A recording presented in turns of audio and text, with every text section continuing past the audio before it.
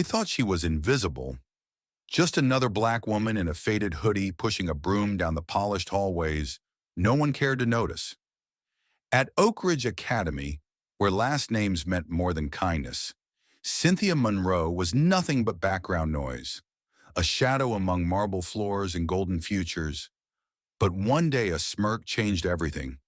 A stick of chalk, a cruel joke, and a room full of laughter ready to swallow her whole. They didn't know who she was. They didn't know about the years she spent building dreams no one bothered to see. They didn't know the math that once danced through her mind like constellations on fire. They didn't know what it takes to survive long enough to still be standing when the world decides you don't matter. They thought they had written her story, but they forgot something about people like Cynthia. People who wear hoodies to stay unnoticed. People who carry dignity like armor. People who learned long ago that real power doesn't shout. It rises when you least expect it, and when it does, it doesn't just break the silence. It changes everything. This is the black story they tried to erase.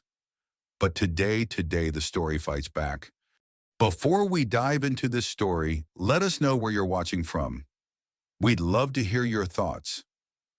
The halls of Oak Ridge Academy gleamed under the cold fluorescent lights. Polished floors, perfectly lined lockers. Everything about this place whispered wealth and whispered it loudly. It was a school built not just on education, but on legacy, on names etched into brass plaques and stitched into navy blue varsity jackets.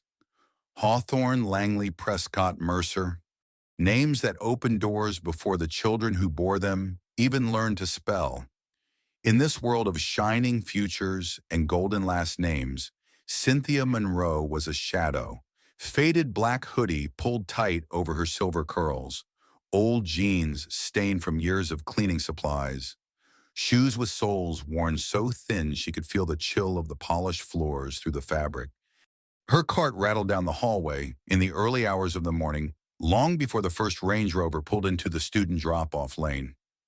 No one saw her then. No teachers offering polite nods. No students tossing glances over their shoulders. The school was hers for just a little while. In the quiet hum of empty halls, Cynthia could almost remember a time when she belonged to something bigger. When her mind danced with numbers and theories and the future stretched out wide and full of light. But life had its own math. One dream divided by poverty, multiplied by prejudice, equals survival. And Cynthia Monroe had become very good at surviving. She moved methodically, hands cracked from years of bleach and hard water, cleaning what others left behind without a word of complaint. Room by room, desk by desk, wiping away the fingerprints of a generation that would never know her name. Sometimes she paused by the trophy case outside the principal's office. Row after row of gleaming gold statues. Lacrosse championships, science fairs, debate team, victories. All those bright, polished futures lined up in glass boxes like promises she had been asked to dust off but never touch. Behind the glass, her reflection stared back at her. A woman who had learned how to exist without being seen. She would wipe the glass clean and move on. No one noticed. At exactly 7:15, the first flood of students would arrive. Designer sneakers squeaking on the floors she had just polished. Laughter bouncing off walls she had just scrubbed. Coffee cups and crumpled papers already starting to accumulate. Before the first bell, Cynthia would step aside, press herself against the lockers when they crowded the hallways, 2, 3, 4 across. No one said thank you. Some did not even look at her. Others did, and then looked away faster as if embarrassed to have acknowledged the fact that people like Cynthia Monroe existed in their perfect world at all.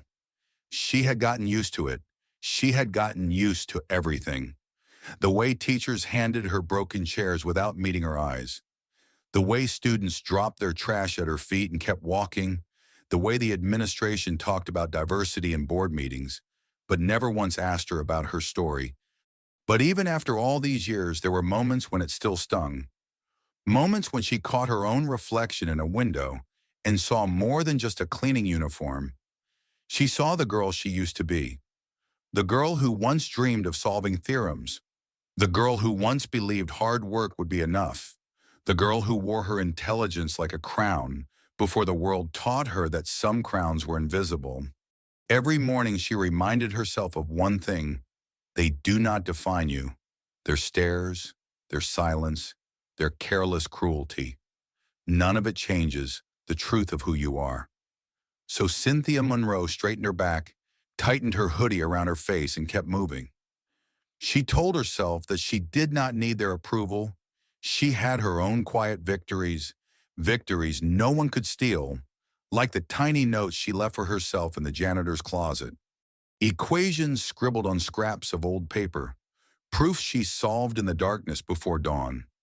No applause, no accolades, just the satisfaction of knowing she still could. She carried those victories like embers in her chest, a fire banked low but never extinguished. One day she thought, one day when the world least expects it, the fire will rise again. And when it does, it will not ask for permission. It will simply burn. By the time first period began, Cynthia Monroe was already a ghost among the living. Students rushed past her backpack, swinging earbuds, plugged-in voices raised in shrill excitement, or low, confident murmurs about internships, vacations, or college tours. Not one slowed to speak. Not one paused to wonder. She moved silently, her cart squeaking just slightly, the only sound that marked her existence. Even then, it was more of an inconvenience to them than a presence. At the end of the main hallway, she paused. She adjusted the plastic gloves on her hands, flexing her fingers to shake off the morning's cold that still clung to her bones. From her vantage point near the trophy case, she could see Mr. Ethan Wallace's advanced calculus class beginning to fill up.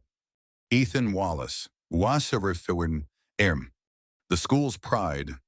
Young, handsome, sharp as a razor, and cold as marble, students loved him or feared him.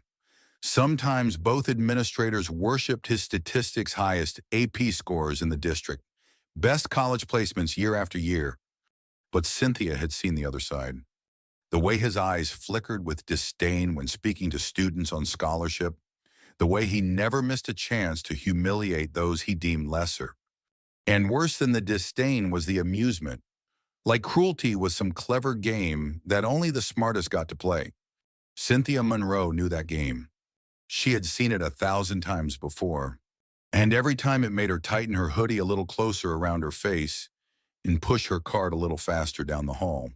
That morning, though, something felt different. As she passed Wallace's classroom, she caught his eye.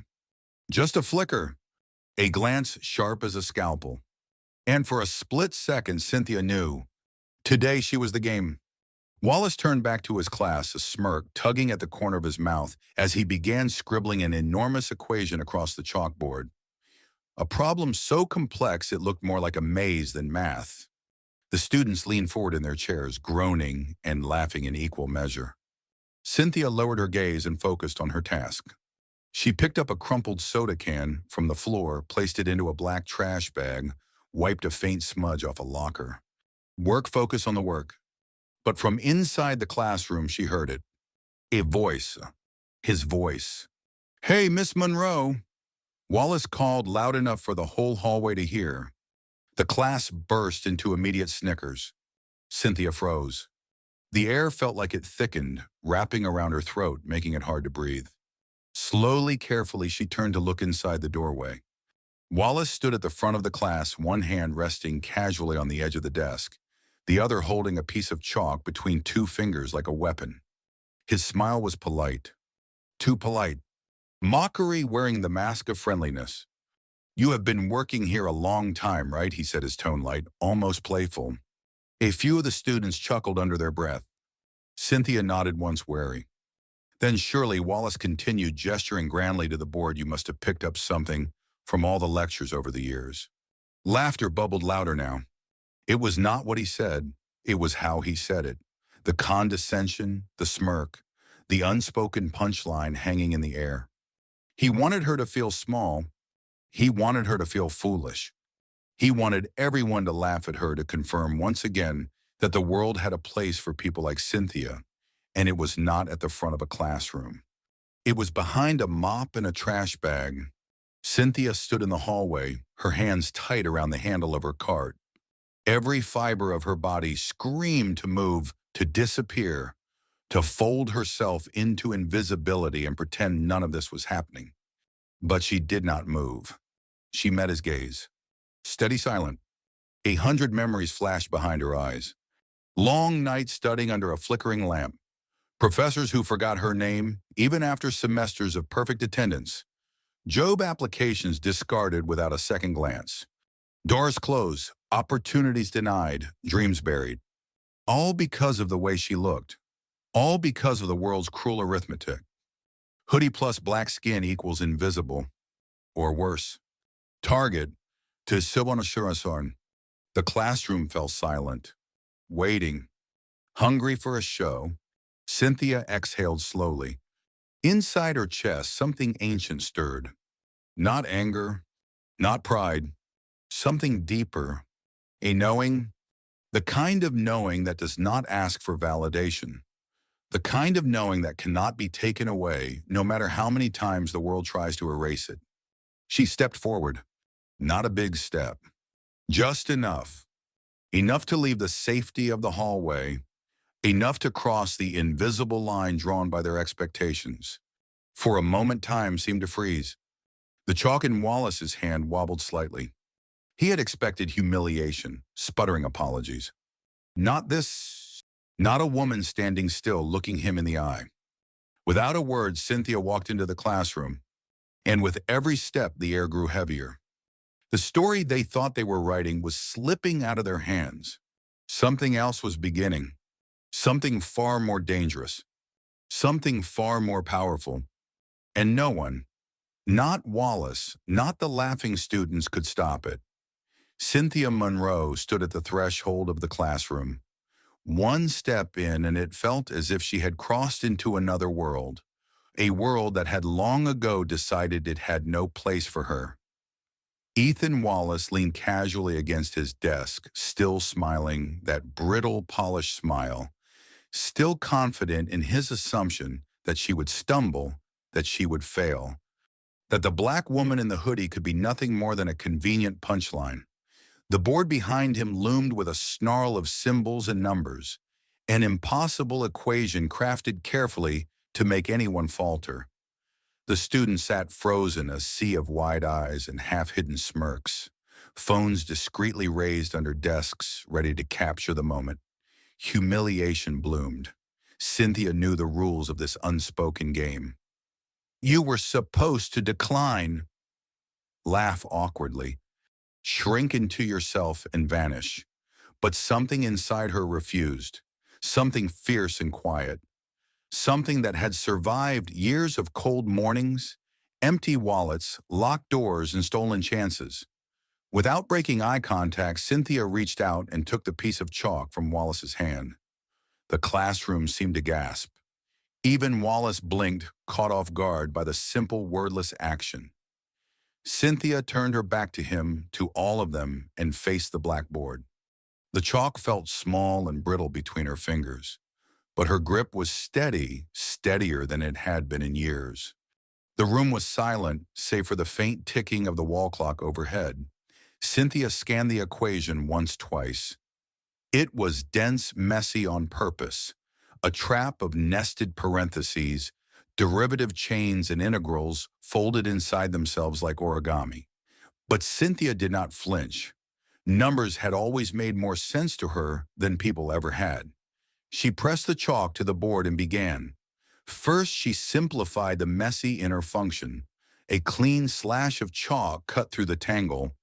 Then another and another, line after line, she peeled the problem open with surgical precision. Each step she wrote was deliberate, unhurried, no wasted movement, no hesitation. In the second row, she corrected a minor flaw Wallace had built into the problem, a trick designed to snare anyone who was not paying close attention. Her hand moved smoothly, almost rhythmically across the blackboard, the same hands that scrubbed toilets and buffed floors. The same hands that had once long ago turned page after page in calculus textbooks under the dim yellow light of a broken lamp. Now they danced, silent, certain alive. Behind her, the room had changed. The amusement that had filled the students' faces had withered into something else. Confusion, tension. A dawning awe that no one wanted to admit out loud. Wallace shifted uncomfortably, his arms uncrossed. His easy smile tightened at the edges. This was not the story he had planned. This was not how it was supposed to go. Cynthia reached the final line of the equation. The solution emerged, simple, beautiful, inevitable. She circled the answer with a neat, practiced flick of her wrist, and then without turning around, she placed the piece of chalk back onto the desk beside Wallace. The clock ticked again, painfully loud in the stillness. For a long moment, no one moved. No one spoke. It was as if the entire room was holding its breath, trying to process what they had just witnessed. Cynthia stood there quietly facing the board, her hoodie shadowing her features. She did not smile. She did not bow. She did not seek their applause. She simply existed fully, undeniably in a space that had tried to erase her. And in doing so, she made herself seen. Ethan Wallace cleared his throat, but the usual confidence was gone from his voice. "Well, I suppose anyone can get lucky once in a while," he said, a brittle laugh breaking from his mouth. But the students did not laugh this time, not even a single snicker. They just stared at Cynthia, Monroe at the woman they had ignored, dismissed, mocked, and they saw something they could not unsee. Strength, grace, brilliance. The kind that no nameplate, no bank account, no gilded reputation could ever manufacture. It had been there all along. They had simply never bothered to look. Cynthia finally turned her gaze, sweeping the room. She met no one's eyes. She offered no words of challenge or triumph. She did not need to. Her presence was enough. She gathered her cart with quiet dignity and wheeled it slowly down the hallway. Her steps were soft, but the echo she left behind was deafening. In the space she vacated, only the chalk-dusted silence remained, a silence that whispered a truth no one at Oak Ridge Academy could deny anymore. The black woman in the hoodie had a story, and today she had written a chapter they would never be able to erase. For a few days, Oak Ridge Academy hummed with something new, a rumor, a whisper, a crack in the polished facade. Students who had once shoved past Cynthia Monroe without a glance now turned their heads when she passed, some in curiosity, some in confusion, some in quiet, unsettled respect they could not yet name. Even a few teachers, the ones who had long mastered the art of polite invisibility, offered her a tight nod when they thought no one was looking. It would have been easy to believe that something had changed, that the small revolution she sparked with a piece of chalk and steady hands had been enough. But change, real change, was never welcome where privilege reigned. And in places like Oak Ridge, there were always those ready to snuff out any story that threatened their narrative. It started small, a whisper carried on the backs of laughter in the teacher's lounge. "Beginner's luck," Mr. Wallace said lightly as he stirred his coffee one morning. She must have overheard enough lectures over the years. Parroting solutions doesn't mean she actually understands. The others chuckled more from habit than conviction. After all, they needed Wallace's favor. No one dared risk their own status by defending a janitor. Not openly. In the hallways, the students followed suit. At first it was subtle. A group of juniors leaning against the lockers would lower their voices just enough for Cynthia to hear the bite in their words. She probably memorized one problem. A boy snickered, tossing his lacrosse gear into a locker. Bet she couldn't even explain it if you asked. Another girl, her ponytail bouncing with every step, chimed in. Or maybe she cheated. Teachers feel sorry for people like her. You know, quotas and stuff. The phrase "people like her" hung in the air, poisonous and sticky. Cynthia heard every word. She said nothing. She swept the hall. She emptied the trash cans. She mopped the mud trailed in by careless designer boots, and she kept moving.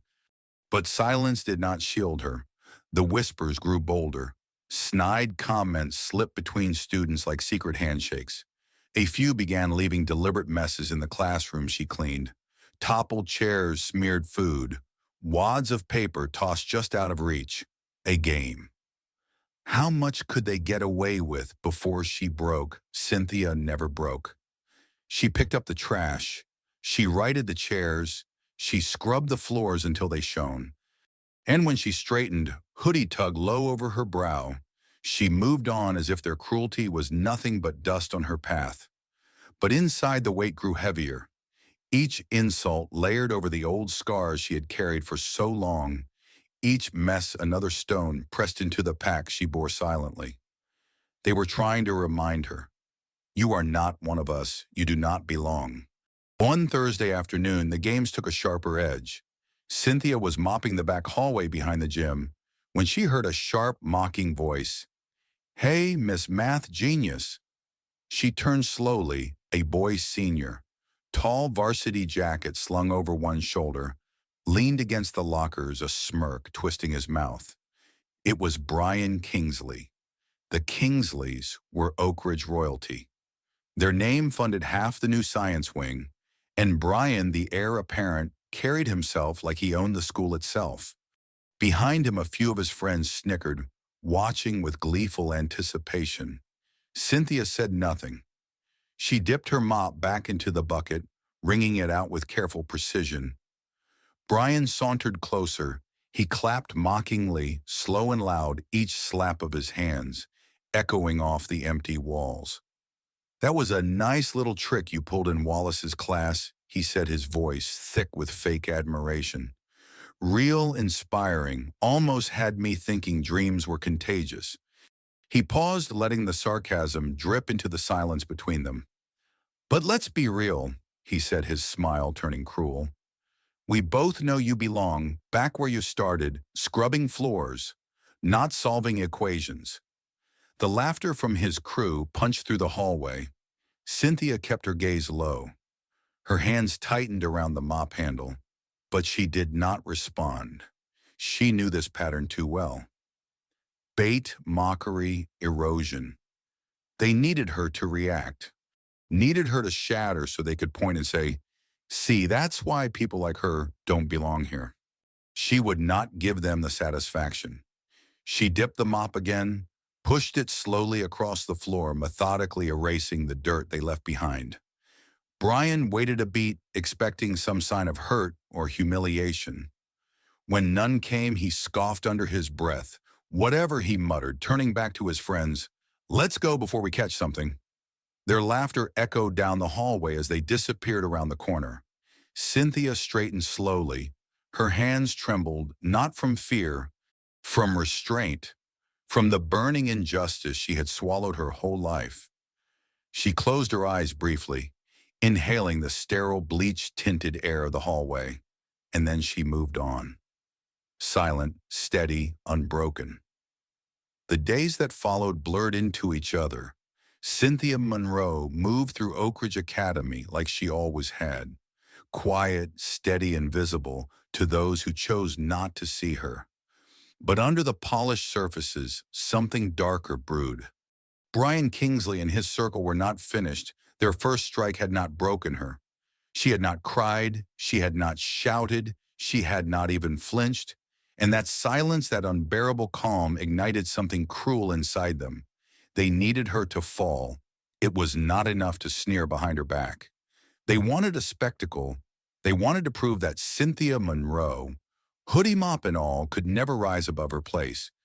It began with the small things, a coffee spilled right where she had just mopped the cup left crushed against the base of a locker door deliberately slammed into her cleaning cart, knocking over supplies followed by fake apologies dripping with sarcasm. Sticky notes scrawled with crude math jokes began appearing taped to her cart. "Find X. It's in the janitor's closet, square roots like your shoes." Each note was a paper cut small and petty, each one left by students too cowardly to face her directly, but desperate to remind her of their imagined superiority. Cynthia never touched the notes, she let them flutter to the ground, and when she swept them up, she did so without a word. Some teachers pretended not to notice. A few frowned disapprovingly but said nothing.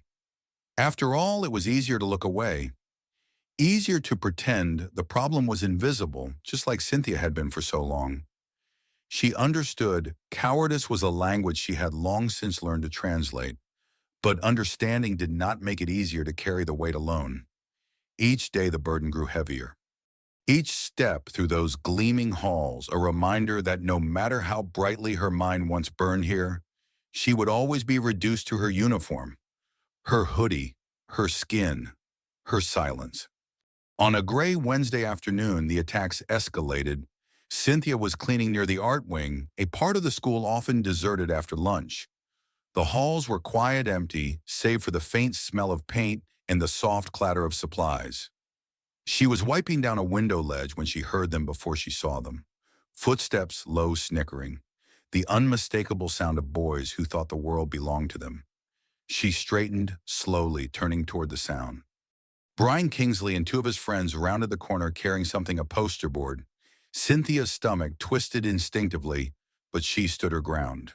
Brian grinned broadly, the kind of grin that only spelled trouble.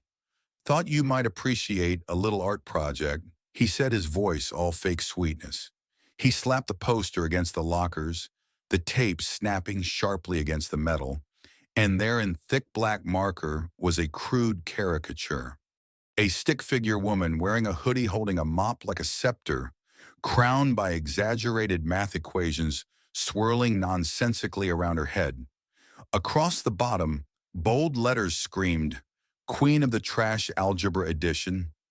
The boys burst into laughter. The hallway echoed with it, bouncing off the empty walls like a cruel living thing. Cynthia stood still. The world tilted slightly like it sometimes did when humiliation tried to crash over her. But she had weathered worse storms, storms much colder, much more violent storms that taught her that dignity was not given by others. It was forged in the fire of what you chose not to become. Without a word, she turned back to her work. She picked up her rag. She wiped the window clean, each motion slow, deliberate. The boys' laughter faltered. Mockery required a reaction. When it was met with silence, it withered. Brian stepped closer, emboldened. "What's wrong, Miss Monroe?" He taunted equation too hard. "Need help figuring out your place?" More laughter, more echoes. Still Cynthia said nothing. Inside, the hurt bloomed sharp and raw, but she wrapped it tightly inside herself the way she had always done. She would not give them what they wanted. Eventually, the boys grew bored. They peeled away from the hallway like vultures, abandoning a carcass that refused to die. Their footsteps faded down the corridor, their jeers growing fainter. Cynthia was left alone with the poster, flapping lightly against the lockers, stirred by the breath of the air vents.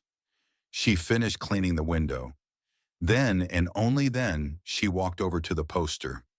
She did not tear it down in anger. She did not crumple it in fury. She peeled it away gently, folding it once, then twice until it fit neatly into her cart. It was just paper. It held no real power, not compared to the fire burning inside her, not compared to the story she carried in her blood. She pushed her cart forward, her steps steady, her hoodie pulled low, and somewhere deep inside her, the flame whispered, "Not today, not ever." The poster incident might have satisfied some. For a while, but cruelty once fed does not shrink. It grows. Brian Kingsley and his friends had tasted power, and now they hungered for more. The laughter in the hallways grew sharper. The whispers grew bolder. Cynthia Monroe, the ghost in the crowd, had become their favorite target. Not because she fought back, but because she didn't. And somehow her silence enraged them more than any outburst ever could. It happened again during Friday lunch. Cynthia was wiping tables in the cafeteria, a job she normally tried to finish quickly before the students swarmed in. But that day, her schedule ran late. By the time she entered the room, buzzed with noise, students packed at tables, trading gossip, clinking trays, sharing loud, exaggerated jokes. She moved carefully between the tables, cloth in hand, pretending not to hear the giggles as she passed. At first, she thought it was just more of the usual. But when she approached the far corner of the room, she saw it. A chair deliberately overturned. On it, a crude sign taped in bright neon paper. Reserved for Miss Genius, it read. And beneath it, drawn in sloppy marker strokes, was another caricature. A stick figure, Cynthia hunched over a mop, wearing a crooked crown. The laughter grew louder. Phones were out again, capturing the scene. Capturing her, waiting. She stood there, cloth in hand, breathing in through her nose. Every fiber of her wanted to disappear, to vanish into the floor she scrubbed, into the walls she wiped down. But running was not her way, not anymore. Cynthia calmly picked up the chair. She removed the sign without a word, and she wiped the chair down slower than necessary, her movements deliberate, almost ceremonial. The laughter faltered, mockery like fire, needed oxygen, and she gave it none. She placed the chair neatly back under the table, smoothed the surface once more, and moved on. In her wake, she left no debris, no spectacle, only dignity. And though no one said a word, though no one applauded, a different kind of silence filled the cafeteria, one that tasted less like triumph and more like shame. Somewhere deep down, even they could feel it. But Brian Kingsley was not finished. Humiliating her in front of a few dozen classmates was not enough. He wanted her gone. Erased, it was after school a few days later that he made his next move. Cynthia had finished her rounds, pushing her cart toward the janitor's closet tucked away behind the science wing. The hallway was empty, or so she thought. She was almost at the door when she heard it, the faint, wet slap of something striking metal. She turned. At first, she did not understand. Then she saw the lockers, dozens of them defaced. Someone had sprayed graffiti across them in bright red paint. Ugly words, ugly symbols, and in the center, scrawled in dripping letters. "Know your place, hoodie girl." Her heart clenched, not for herself, but for what would come next. The accusations, the assumptions, the easy narrative. A black woman alone. Standing near vandalism, she would not be given the benefit of the doubt. She would not be asked questions. She would be blamed. She would be punished. Sure enough, she barely had time to register the scene before the footsteps arrived. Two teachers, red-faced and breathless, rounded the corner. Their eyes landed on her, then on the lockers, then back on her. The assumptions were immediate, sharpened by years of silent prejudice, of subtle bias. "What the hell is this?" one barked. Cynthia opened her mouth, but no words came. What could she say? No one would believe her over the smiling, privileged faces of Oak Ridge's chosen. And somewhere, watching from a shadowed hallway, Brian Kingsley smiled to himself. He had set the trap perfectly, and like always, the world was ready to believe the worst about someone like Cynthia Monroe. Later that evening, after the scolding, after the veiled threats of termination, after the long, humiliating meeting in the assistant principal's office, Cynthia sat alone in the tiny janitor's closet. The mop buckets gleamed under the fluorescent light. The air smelled faintly of bleach and defeat. She leaned against the cool concrete wall, her hoodie still damp from the rain she had walked through earlier. For the first time in a long time, the weight on her shoulders felt almost too heavy. She had fought battles her whole life, she had endured. But even iron rusts when left in the storm too long. She closed her eyes, and in the darkness behind her lids, she heard it. A voice soft but steady. Her mother's voice from long ago. "You are not the names they call you," it whispered. "You are not the lies they tell about you. You are your own story, Cynthia. And it is not finished yet." When Cynthia Monroe finally stood, she did so slowly. Not because she was broken, but because she was rebuilding herself one breath at a time. The world had tried to write her ending. But Cynthia was not done writing. Not yet, not by a long shot. Monday came heavy and gray. The sky pressed low against Oak Ridge Academy, thick with rain that battered the windows and turned the manicured lawns into pools of slick mud. Inside the halls buzzed with restless energy. Students stomped snow melt from their boots, shook off dripping jackets, and filled the corridors with their sharp laughter. Cynthia Monroe moved through the noise, her cleaning cart rattling softly in front of her. The weekend had done little to heal the bruises of Friday. If anything, it had deepened the wounds. Word had spread faster than Cynthia could have imagined. The vandalized lockers, the whispered accusations, the way the teachers had looked at her, not with anger that would have been cleaner, but with disappointment, with contempt. She was guilty in their eyes, without trial, without evidence, just guilty, because it was easier that way. And now she could feel it everywhere. The shifting glances, the averted gazes, the laughter that stopped when she passed, only to start up again louder behind her back. By lunchtime, the storm that had been brewing all morning finally broke. Cynthia was wiping down the windows in the cafeteria, her body moving on autopilot, her mind elsewhere, when she noticed it. A group gathering near the center tables. Brian Kingsley was at the heart of it, naturally his varsity jacket slung carelessly over one shoulder like a king's robe. Around him, students circled phones and hand faces, alight with the cruel anticipation that always comes before a public humiliation. She told herself to leave, told herself she did not need to see whatever they had planned, but her legs refused to move. She stood there, heart hammering against her ribs as Brian climbed onto one of the tables. He raised a hand for silence. Not that he needed to. The room quieted almost instantly. Even the teachers on lunch duty looked over curious. Brian grinned. The easy, cocky grin of someone who had never been told no in his life. And then he pulled something from his backpack. A hoodie tattered in black. Too small for him. Too familiar. Cynthia's blood ran cold. It was a replica of the one she wore every day. Brian slipped it on over his pristine shirt, the hood sagging ridiculously around his carefully styled hair.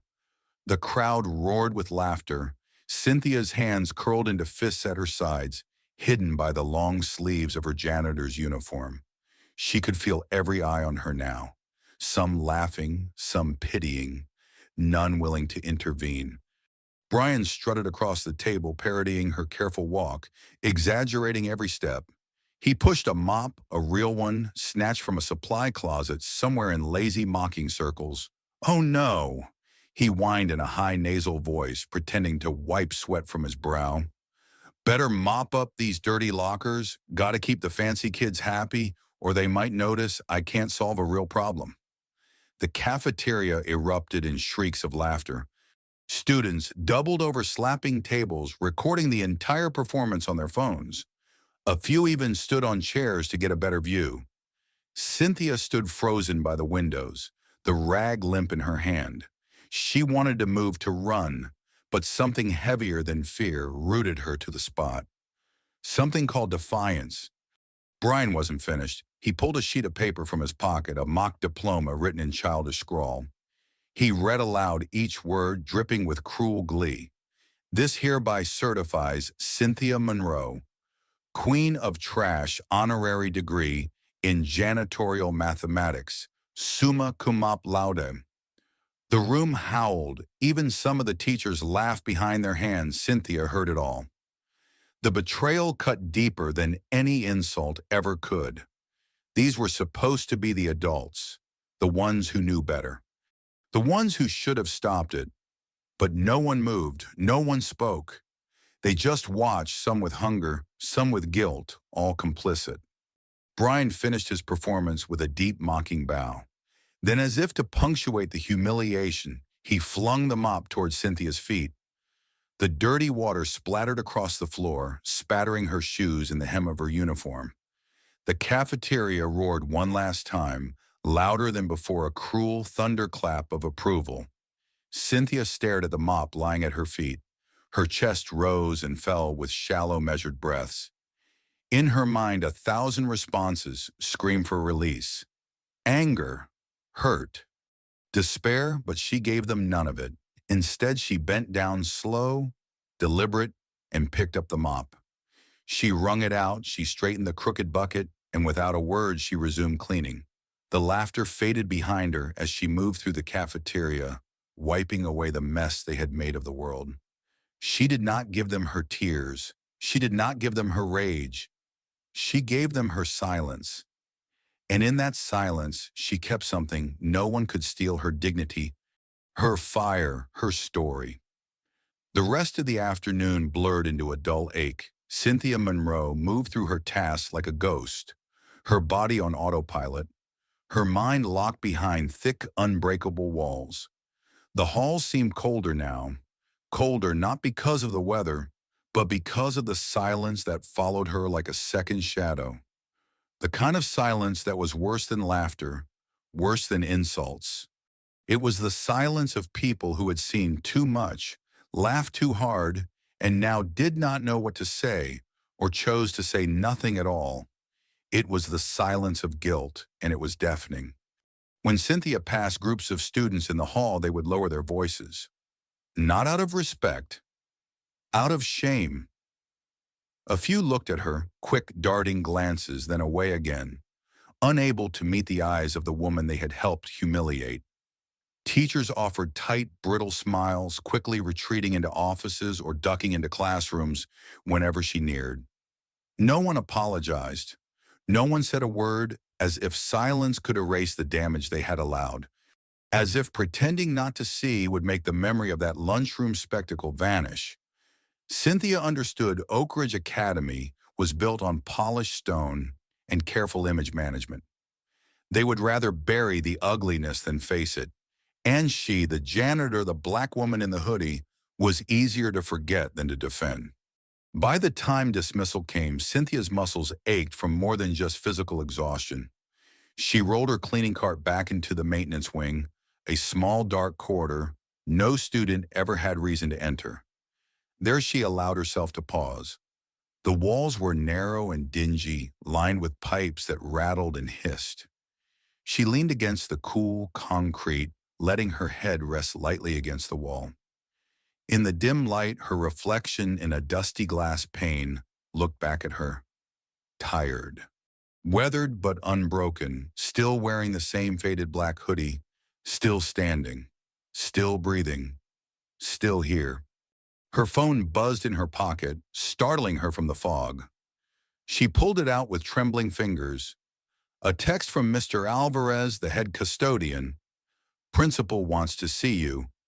Now no explanation, no apology, just an order. Cynthia stared at the screen for a long moment, the fluorescent lights buzzing overhead. Then she tucked the phone back into her pocket and pushed herself upright. Whatever came next, she would meet it standing. The walk to the principal's office felt longer than usual. Students streamed around her, their faces blurring together, bright backpacks, chattering voices, the occasional bark of laughter. Cynthia moved through them like a stone dropped into a river, the current parting around her, never touching her, never pulling her in. When she reached the front office, the secretary barely looked up, just jerked a thumb toward the inner door. Cynthia took a breath and pushed it open. Principal Harrow sat behind his massive oak desk, a man built for politics more than education. His tie was loosened, his sleeves rolled up, but the tightness around his mouth betrayed no relaxation. He did not gesture for her to sit. He just folded his hands together and stared at her over the desk. "I assume you know why you're here," he said finally. His tone was not angry, it was worse. It was weary, as if she were a problem he had hoped would solve itself without his involvement. Cynthia said nothing. She would not make this easier for him. Principal Harrow sighed. "There have been concerns raised," he said carefully. He leaned back in his chair, fixing her with a look that was supposed to be kind, but felt more like a thinly veiled accusation. "About disruptions, about tensions you've caused among the student body, tensions she caused, as if she had asked for any of it, as if standing still while being mocked was an act of aggression. Cynthia remained silent, her face an unreadable mask. Principal Harrow shifted uncomfortably. To be clear, he said, no one is accusing you directly, but given everything that's happened, it might be best if you took a step back. A step back. Polite words for go quietly. He offered her a forced smile, the kind that never reached the eyes. Maybe take a few unpaid days, let things cool down. Cynthia understood exactly what he was doing. There would be no investigation into the harassment, no consequences for Brian Kingsley or his friends. The institution would protect itself, its donors, its golden children, not her, never her. She had no name that mattered here. No money, no power, only a hoodie, only her silence, only her fire. She stared at Principal Harrow for a long moment, the buzzing of the overhead lights filling the room like static. Then she nodded once, a small, sharp movement. She would not beg, she would not plead her case. She would not give them the satisfaction of seeing her broken. She turned without a word and left the office, the door clicking shut behind her like a final period at the end of a long, brutal sentence. Outside, the rain had started again. Fat, cold drops splattered against the sidewalks, turning the world into a blur of gray and silver. Cynthia pulled her hoodie tighter around her head and walked into the storm. Each step forward a silent act of rebellion. They wanted her to vanish. They wanted her to bow. But Cynthia Monroe had learned long ago. The world could laugh. The world could lie. The world could even strip her of everything but the breath in her lungs. But it could not define her. Only she could do that. And her story. The real story was just getting started. The rain soaked through her hoodie within minutes. It clung to her skin heavy and cold, like the weight of every injustice she had ever swallowed as Cynthia. Monroe did not rush. She walked slowly across the deserted courtyard, each footstep splashing through shallow puddles that reflected the stormy sky above. Around her, Oak Ridge Academy loomed brick and stone and steel, beautiful and brutal all at once. She could feel it watching her, not with eyes, but with memory. It would remember this moment, the black woman in the hoodie, the one who did not bend, the one who did not break, the one who walked away with her head still high, even when the whole world conspired to pull her down. She made her way toward the maintenance wing, water dripping from her sleeves, her sneakers squelching with every step. Inside the janitor's closet, she peeled off her wet gloves and hung them neatly on a hook. She moved automatically, her hands steady her body, betraying none of the storm raging inside her. She wiped down her cleaning cart. She lined up the mop and broom just the way she had been taught. Order even when the world was chaos. She sat down heavily on the old wooden stool tucked into the corner. For a long time, she simply sat there listening to the rain hammer against the metal roof above. Each drop was a drum beat, a reminder. You are still here. You are still breathing. You are still fighting. Her phone buzzed again. Another message from Mr. Alvarez Security wants to check your locker. No explanation, no context, just another stone added to the pile. Cynthia closed her eyes. Of course they did. Of course, after humiliating her, after isolating her, they would now search for a reason to justify it all. They needed to find something. Anything.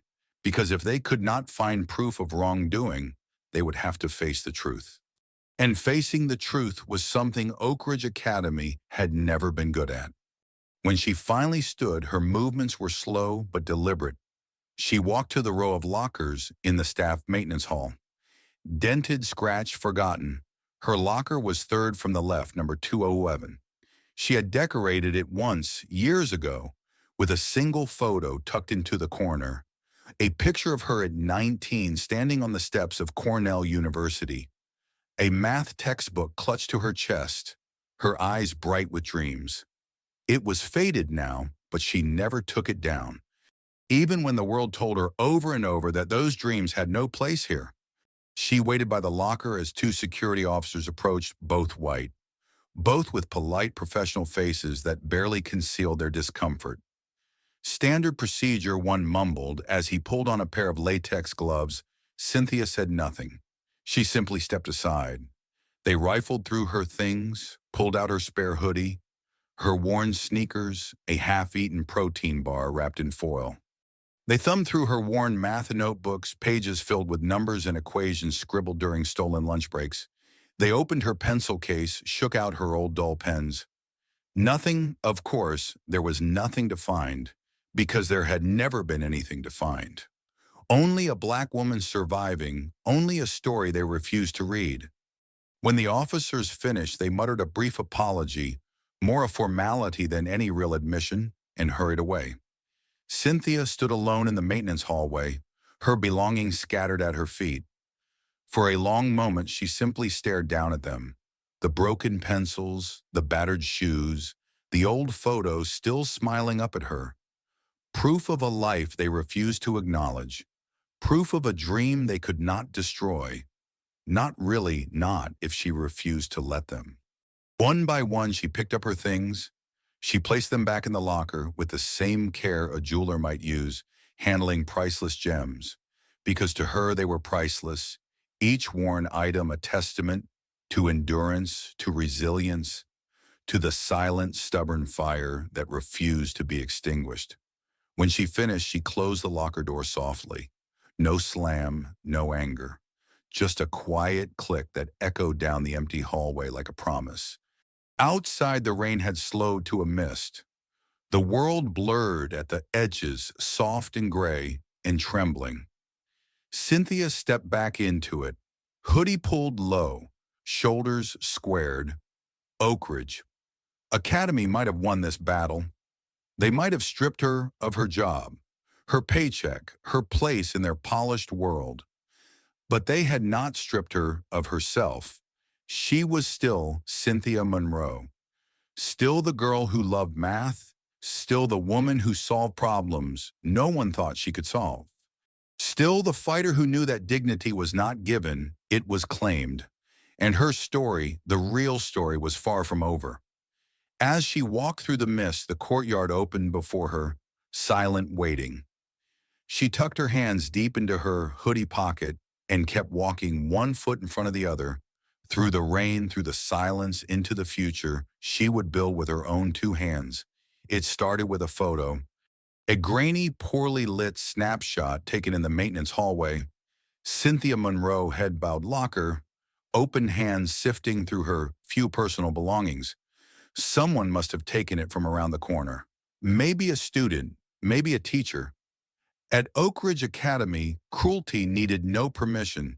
It only needed opportunity. By Tuesday morning, the photo was everywhere, slapped across group chats, shared on anonymous forums, passed hand to hand like some dirty secret they were all too eager to spread. They paired it with captions meant to wound deeper than any weapon: caught stealing supplies, math genius, and thief. Guess that degree in janitorial studies paid off. The words burned through the screen. Worse than the mockery, worse than the laughter. It was the lie, the cold, deliberate rewriting of the truth. Turning survival into sin, turning dignity into a punchline. Turning Cynthia Monroe into something small, something dirty, something disposable. She found out about the photo when she arrived for work. There was no warning, no kindness. Only the silence that fell over the front office when she walked in. The way the secretary refused to meet her eyes. The way Mr. Alvarez, who had always been kind, suddenly found his clipboard fascinating. Cynthia knew before a single word was spoken, she knew. And when she checked her phone, when she saw her own face staring back at her from the glow of a cruel screen, the air left her lungs like a punch. Not because she was surprised, but because even after all these years, some part of her still wanted to believe better. At morning assembly, Principal Harrow addressed the students. His voice was tight. Measured, "We take all accusations of theft very seriously," he said. "We are investigating the matter fully." He never said her name. He did not have to. Every head in the gymnasium turned to find her anyway. The black woman in the hoodie, the ghost in the crowd, the easy scapegoat. Their eyes burned into her, some with malice, some with pity, none with understanding. Cynthia stood in the shadows near the back, her arms folded tight across her chest. She refused to shrink, refused to hide. If they wanted a villain, she would not give them the satisfaction of seeing fear. She would give them strength, silent, unyielding. After the assembly, the damage deepened. Students whispered as she passed, their voices just loud enough for her to hear. She's probably done it before, just never got caught. Bet she's been stealing from lockers too. I heard she got fired from her last job for the same thing. Lies layered on lies. A storm of falsehood she could not outrun. She could feel the weight of it pressing down with every step she took. But she kept walking, each footstep a refusal, each breath a rebellion. She would not let them break her. In the teacher's lounge, the rumors festered. Some were careful, couching their cruelty in concerned whispers. It's a shame she seemed nice. Others were more blatant. Well, what do you expect? And always that unspoken undercurrent, the hoodie, the skin. The story they had already decided was true long before any evidence was offered. Cynthia had seen this before. In job interviews where the manager's smile faded after the first handshake. In department stores where security guards followed her too closely. In neighborhoods where doors locked when she walked past, prejudice disguised as concern, hatred dressed up as policy. That afternoon, her badge stopped working. The small plastic card she used to access the maintenance wing beeped red instead of green. Security escorted her out, not with violence, not with open hostility, with smiles, with apologies. The way you escort something unpleasant you do not want to acknowledge. Mr. Alvarez would not meet her eyes. Principal Harrow sent a short email later that day. Pending investigation, you are placed on unpaid administrative leave. No defense. No chance to explain, just erased, just like that. She sat on the curb outside the school grounds, her hoodie pulled low against the cold drizzle. Her cart was gone, her locker emptied by someone else's hands. All she had left were the clothes on her back and the fire in her chest. She pulled her phone from her pocket and stared at the screen. The photo was still there, still spreading, still rewriting her story without her consent. And for the first time in a long time, Cynthia felt something rise inside her that she could not bury. Not just sadness, not just anger. Something deeper. A decision. They had crossed a line. And there was no going back. The world outside Oak Ridge Academy looked different. Not because anything had changed, because Cynthia Monroe had. She walked the streets with her hoodie pulled up, the drizzle slick against her face. Every step away from the school was a step away from the life they tried to define for her, but not away from the storm. The rumors followed her. In the small grocery store where the cashier suddenly checked her bags twice, at the laundromat where strangers stared a little too long, even at her apartment building where neighbors who used to nod politely now closed their doors a little faster when she passed. The internet had done its work. 1,000 strangers emboldened by anonymity had passed judgment. They knew nothing of her, but they knew her skin.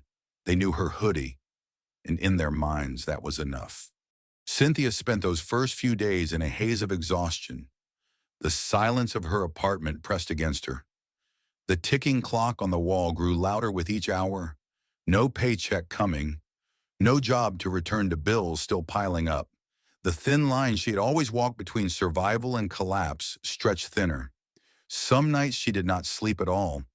She sat by the window staring into the rain-soaked darkness, her mind replaying every humiliation, every whisper, every lie.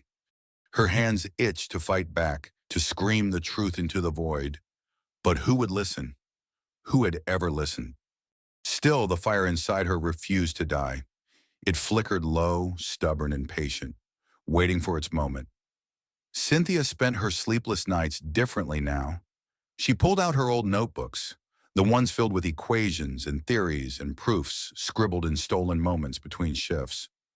She opened her laptop, the battered secondhand one she had bought 5 years ago, and typed her name into the search bar. The results stung. The photo, the rumors, the endless comment threads, each one a punch to the gut. But hidden in the noise, she found something else. A small post, anonymous, but different.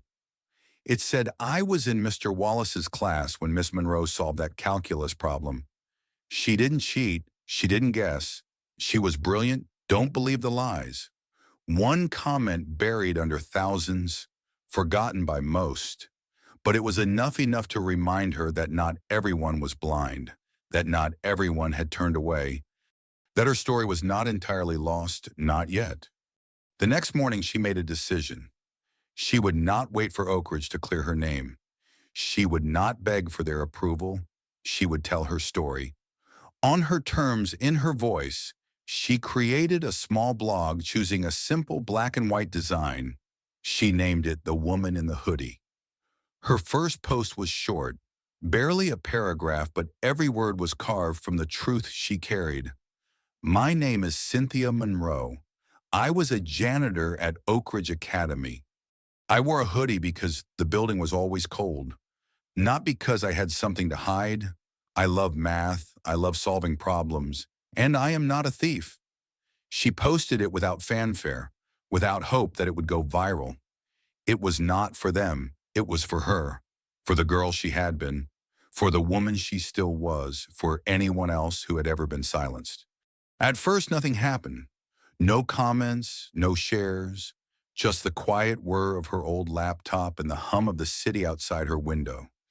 But Cynthia understood patience. She had lived her whole life waiting for cracks to form in walls that once seemed unbreakable. And late that night, as she sat curled under a blanket, refreshing the page out of habit, she saw it. One comment, simple, powerful. "Thank you for telling your story. You're not alone."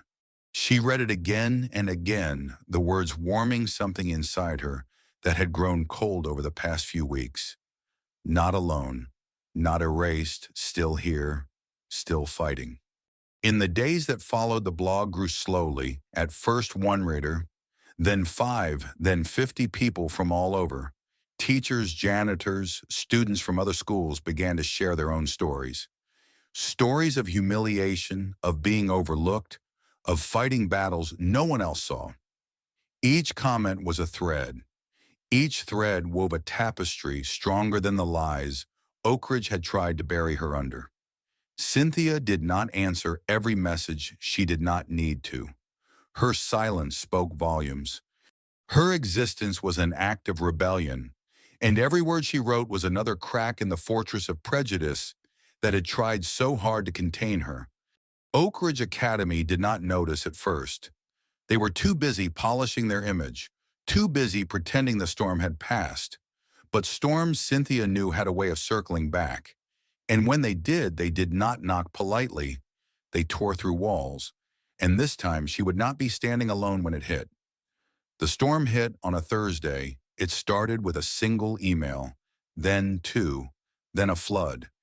Parents of Oak Ridge students, some outraged, some horrified, some simply afraid of bad publicity, began forwarding Cynthia's blog post to the school board. They demanded answers. Why had a respected employee been treated like a criminal? Why had a woman who clearly had more intelligence than most of the staff been humiliated so publicly? Why had no one stood up for her? Why had the truth been buried? The administration scrambled. Principal Harrow called an emergency meeting behind closed doors. Damage control, spin. Not justice, never justice. Mr. Wallace, so smug in his lectures, was nowhere to be found that afternoon. Rumor had it he had taken a sudden leave of absence, Brian Kingsley's father. A major donor made several heated phone calls demanding that the school shut this nonsense down before it tarnished the Oak Ridge name. But it was too late. The cracks had spread too far. The foundation was shaking. And at the center of it all, silent and steady, stood Cynthia Monroe. She watched it unfold from her small apartment phone, buzzing constantly. Journalists began to reach out, local news first, then regional, even a few national outlets curious about the story of a black woman in a hoodie who dared to challenge a polished institution. Cynthia hesitated. She had never wanted fame. She did not crave the spotlight, but she understood something important. This was bigger than her now. It was about every janitor who had been mocked, every scholarship kid who had been doubted, every black woman who had been treated as invisible until someone needed a scapegoat. It was about the quiet dignity they tried to erase and the roaring truth that refused to die. She agreed to one interview, just one. It aired late Friday evening, a soft-voiced reporter sitting across from her in her small living room. The camera caught her just as she was no makeup, no polish. Her hoodie zipped to her chin, her voice calm and even. They asked her about the graffiti, the photo, the accusations. She answered simply, "I did nothing wrong." She said, "I did my job, I survived. And when they tried to silence me, I told my story. That was all. No anger. No bitterness, just truth. And somehow that truth cut deeper than any shouting match ever could." The interview went viral. By Monday morning, the woman in the hoodie was trending across social media. Students from other schools began posting their own stories of mistreatment, tagging Oak Ridge Academy in every post. Petitions circulated, calls for accountability grew louder. For the first time, Oak Ridge could not hide behind its gates. For the first time, the world was watching, and they did not like what they saw. Still, Oak Ridge tried to salvage control. They issued a carefully worded statement: Oak Ridge Academy values diversity, inclusion, and the dignity of all staff members. We regret any misunderstandings that have occurred. No apology, no accountability, just hollow words crafted by lawyers. Cynthia read the statement once, then closed her laptop. She did not need their apology. Their regret meant nothing. Her dignity had never been theirs to give. It had always been hers. Late one evening, as the city lights blurred against the wet sidewalk, Cynthia walked to the small diner on the corner. She needed air, needed distance. As she sipped her coffee, a young woman approached her booth, a student she did not recognize. The girl hesitated, then spoke. "Miss Monroe," she said softly, I wanted to say thank you for standing up, for not letting them erase you." Cynthia looked up, saw the sincerity in the girl's eyes, saw the fire, the same fire that once burned inside her when she stood on the steps of Cornell with the world wide open before her. She nodded once. "Thank you for seeing me," Cynthia said simply. The girl smiled, awkward and earnest, before hurrying away. Cynthia Monroe finished her coffee, paid her bill, stepped back into the misty night. The city breathed around her, heavy, wet, alive. She pulled her hoodie up against the cold and started walking. Not away from the fight, not away from the story, toward it, toward whatever came next. And as she moved through the quiet streets, her heart beat steady in her chest. One step at a time, one truth at a time, one story that no one could erase ever again. The storm had cracked the walls, but it had not yet torn them down. Oak Ridge Academy still clung to its pride, its privilege, its illusion of control. And somewhere deep inside those crumbling walls, Cynthia Monroe prepared for the next battle. She was not alone anymore, but neither was the school. In the city's pulse, in the spaces Cynthia thought had forgotten her, something ancient stirred, a force older than Oak Ridge's stone towers, older than their whispered lies. It did not roar. It did not announce itself. It moved like a shadow, and when it moved, the world trembled. It started with a phone call. Cynthia was sitting at her small kitchen table, flipping through a battered notebook, when the old rotary phone on the wall buzzed harshly. She startled almost no one ever called that line anymore. She let it ring twice, 3 times. Then she answered. At first there was only silence. Then a deep voice, calm and deliberate. Cynthia. It's time. She closed her eyes, the recognition washing over her like a tide. She had not heard that voice in years. Not since the last time the world tried to bury her dreams. Not since the last time she needed to remember she was not fighting alone. His name was Elijah Monroe. Her father, once a man of fire and steel, now a man of silence and shadow. He had built his life not with college degrees or country club handshakes, but with grit, with wisdom passed from those who had survived worse. He had seen what this world could do to people like them, and he had spent his life preparing Cynthia for it. He had taught her the math of survival, taught her that silence was a weapon, that patience was armor, that the most dangerous thing a black soul could carry into a hostile world was dignity, unshakable, immovable dignity. When Cynthia was young, Elijah used to sit her on his knee and whisper truths the world did not want her to hear. They will tell you that you are less, he said. They will write you out of your own story if you let them. But listen to me, girl, the one who controls the story controls the world. Back then, she did not fully understand. Now sitting in her worn kitchen chair, the rain drumming softly against the window pane, she understood more clearly than ever. The story had been stolen, twisted, but it was not lost. Not if she fought for it. Not if she had help. That night, Elijah Monroe came for her. Not in a sleek black car, not with flashing lights or fanfare.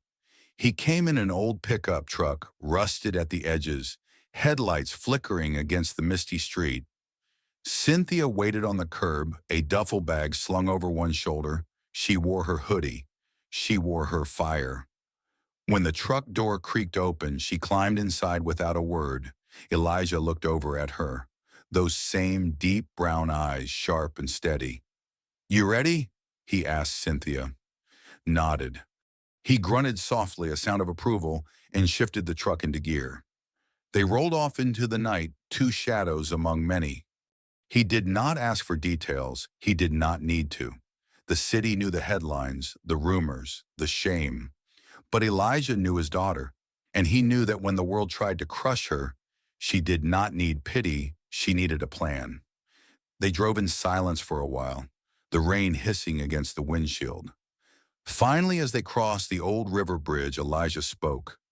You tell me when you're ready, he said, and we make them remember. Cynthia stared out at the water, the streetlights painting long golden paths across its restless surface. Remember? Not beg, not explain. Remember. They stopped at a small diner on the edge of the city, the kind of place that had stood for 50 years and would likely stand for 50 more. Inside the booths were cracked, the coffee strong, the walls lined with black and white photos of a different, harder time. It felt right. Elijah ordered 2 black coffees, no cream, no sugar. When the waitress left, he leaned forward, elbows on the table. You think they're scared now? He said, a slow smile tugging at the corner of his mouth. They ain't even seen what scared looks like. Cynthia lifted her cup, cradling the warmth in her hands. For the first time in weeks, she felt something loosen inside her chest. Not hope, something sharper. Resolve. She met her father's gaze and nodded. I'm ready, she said. Elijah grinned, a slow, dangerous grin. Good, he said, because we're just getting started. The plan was simple, not loud, not violent, silent power. The kind Oak Ridge Academy had never learned how to defend against Cynthia, and Elijah spent the next 2 days preparing. In the dusty back room of the diner, over black coffee and battered notebooks, they built something the school could not erase. The truth, not shouted in the streets, spoken clearly, unshakably, written carefully, backed by facts that no rumor could twist. It started with records, employment files, spotless evaluations, letters of commendation tucked away in dusty cabinets. Cynthia had never been late, never been disciplined, never once caught in wrongdoing. They gathered testimonies, quiet allies from the past who still remembered former teachers, old students who had seen her kindness, her patience, her brilliance before Oak Ridge tried to bury it. Elijah moved through the city like a ghost, gathering threads of loyalty Cynthia had not even realized she had sown over the years. By Friday morning, they had everything they needed, not just to defend Cynthia, to reveal Oak Ridge, to show the world what happened when an institution built on power believed it could silence anyone it deemed inconvenient. Elijah leaned back in his chair, flipping through the thick folder they had assembled. "You got two choices," he said, his voice low and steady. "You walk back in there alone. Quiet hope they toss you a scrap of dignity." He paused, leveling her with a look. "Or you walk in with this." He tapped the folder. "And you make damn sure they remember who you are." Cynthia did not hesitate. She reached across the table, took the folder in both hands. Her fingers trembled, not with fear, with clarity. "I'm not asking," she said softly. "I'm telling." Elijah smiled. Not the soft smile of comfort, the sharp one, the one he wore when facing down forces bigger and meaner than himself, the one that said, "I know who I am, and I am not afraid of you." That afternoon they returned to Oak Ridge. The rain had stopped. The sun broke through the clouds in sharp golden shafts, lighting the school's stone facade in cold brilliance. It looked almost like a fortress, but Cynthia knew better now. Fortresses fall too.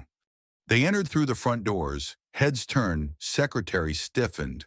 Whispers chased their steps down the polished halls. Cynthia did not flinch. She walked with steady, measured grace, Elijah at her side like a living shadow. When they reached the main office, Principal Harrow was already waiting, flanked by two board members in sharp suits and tighter smiles. The tension in the room crackled like static. "Miss Monroe," Harrow began, voice thin and brittle. "You are not authorized to." Cynthia cut him off with a single movement. She laid the folder on his desk. Firm, undeniable. Harrow faltered, his mouth working soundlessly for a beat. Inside, Cynthia said, her voice, "Even you'll find every evaluation I ever received, every letter of recommendation, every witness willing to testify on my behalf." She paused, "and every record of the misconduct you ignored." The room froze. The board members exchanged uneasy glances. Elijah folded his arms across his broad chest, saying nothing. He did not need to. His presence spoke for itself. Principal Harrow recovered quickly, or tried to. "We can certainly review this information," he said, forcing a smile. "But perhaps it would be best for everyone if you allowed us to handle this quietly. Discreetly, we can arrange a severance package." "No." Cynthia said, sharp, final. "There will be no quiet, no erasure, no settlement to buy my silence." She stepped closer, her hands steady at her sides. "You don't get to rewrite this story, not this time." For the first time since she had walked into Oak Ridge's halls, Cynthia saw fear flicker in their eyes. Real fear, not of her fists, of her truth. Because the truth once spoken was a force no institution could contain. "You have 24 hours, Cynthia said, her voice low but caring, "to issue a public apology, to clear my name, to acknowledge what you allowed to happen under your watch." She held their gaze, all of them. Let them see the fire they had tried so hard to smother. "Or I release this folder," she said, tapping it once more. "And every interview, every newspaper, every parent in this city will see what Oak Ridge Academy really stands for." The silence that followed was thick enough to choke on. Finally, one of the board members, a thin man with wire-rimmed glasses, cleared his throat. "I believe we should discuss options," he said carefully. Cynthia smiled then. Not a wide smile, a small, knowing one. The smile of someone who had learned that silent power, once awakened, could tear down mountains. Elijah opened the office door. Cynthia turned without another word and walked through it, her hoodie catching the golden light like a banner. Oak Ridge had thought it could destroy her. They had underestimated the woman in the hoodie, and now the whole world would remember her name. The next 24 hours were a storm. Oak Ridge Academy could not outrun. Words spread fast, faster than the lies had spread weeks ago. Parents called reporters, emailed. Students whispered in the halls, their phones buzzing with screenshots and shared outrage. It was no longer about a janitor. It was about an institution exposed, a system laid bare. Cynthia Monroe's name, once erased from their lips, now rang through every hallway. Not as a joke, not as a whisper, as a force. Inside the principal's office, panic brewed, emergency meetings convened, damage control teams called the school board, scrambled drafting statements, consulting lawyers, rehearsing empty words that might salvage what reputation they still clung to. But no matter how carefully they crafted their apologies, it was too late. The narrative had shifted, the power had changed hands, and Cynthia had no intention of letting them forget it.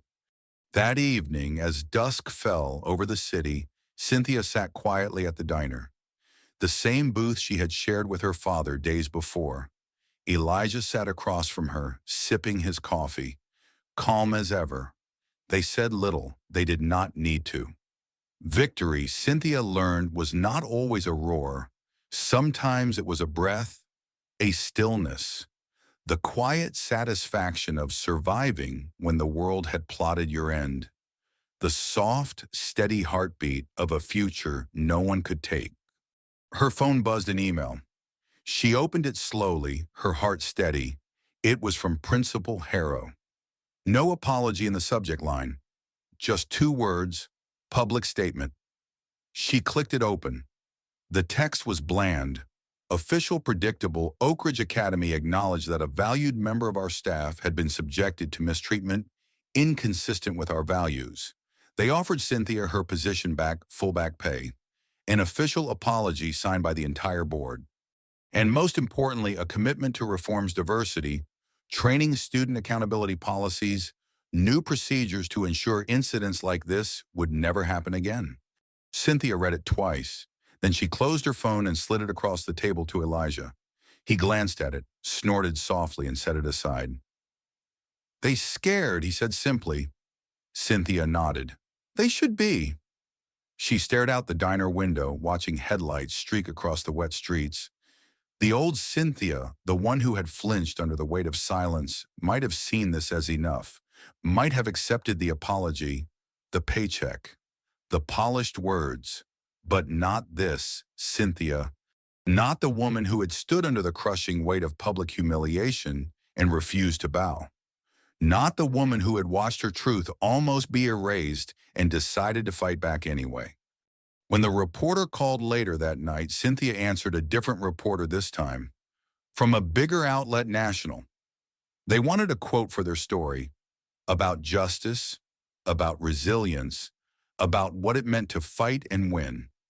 Cynthia thought for a moment, then she said, her voice steady, "I never wanted revenge. I wanted acknowledgement. I wanted the truth to matter more than the lies." She paused, letting the silence carry weight. And now it does. The reporter thanked her, promised to send the draft before publishing. Cynthia hung up, letting the phone rest gently on the table.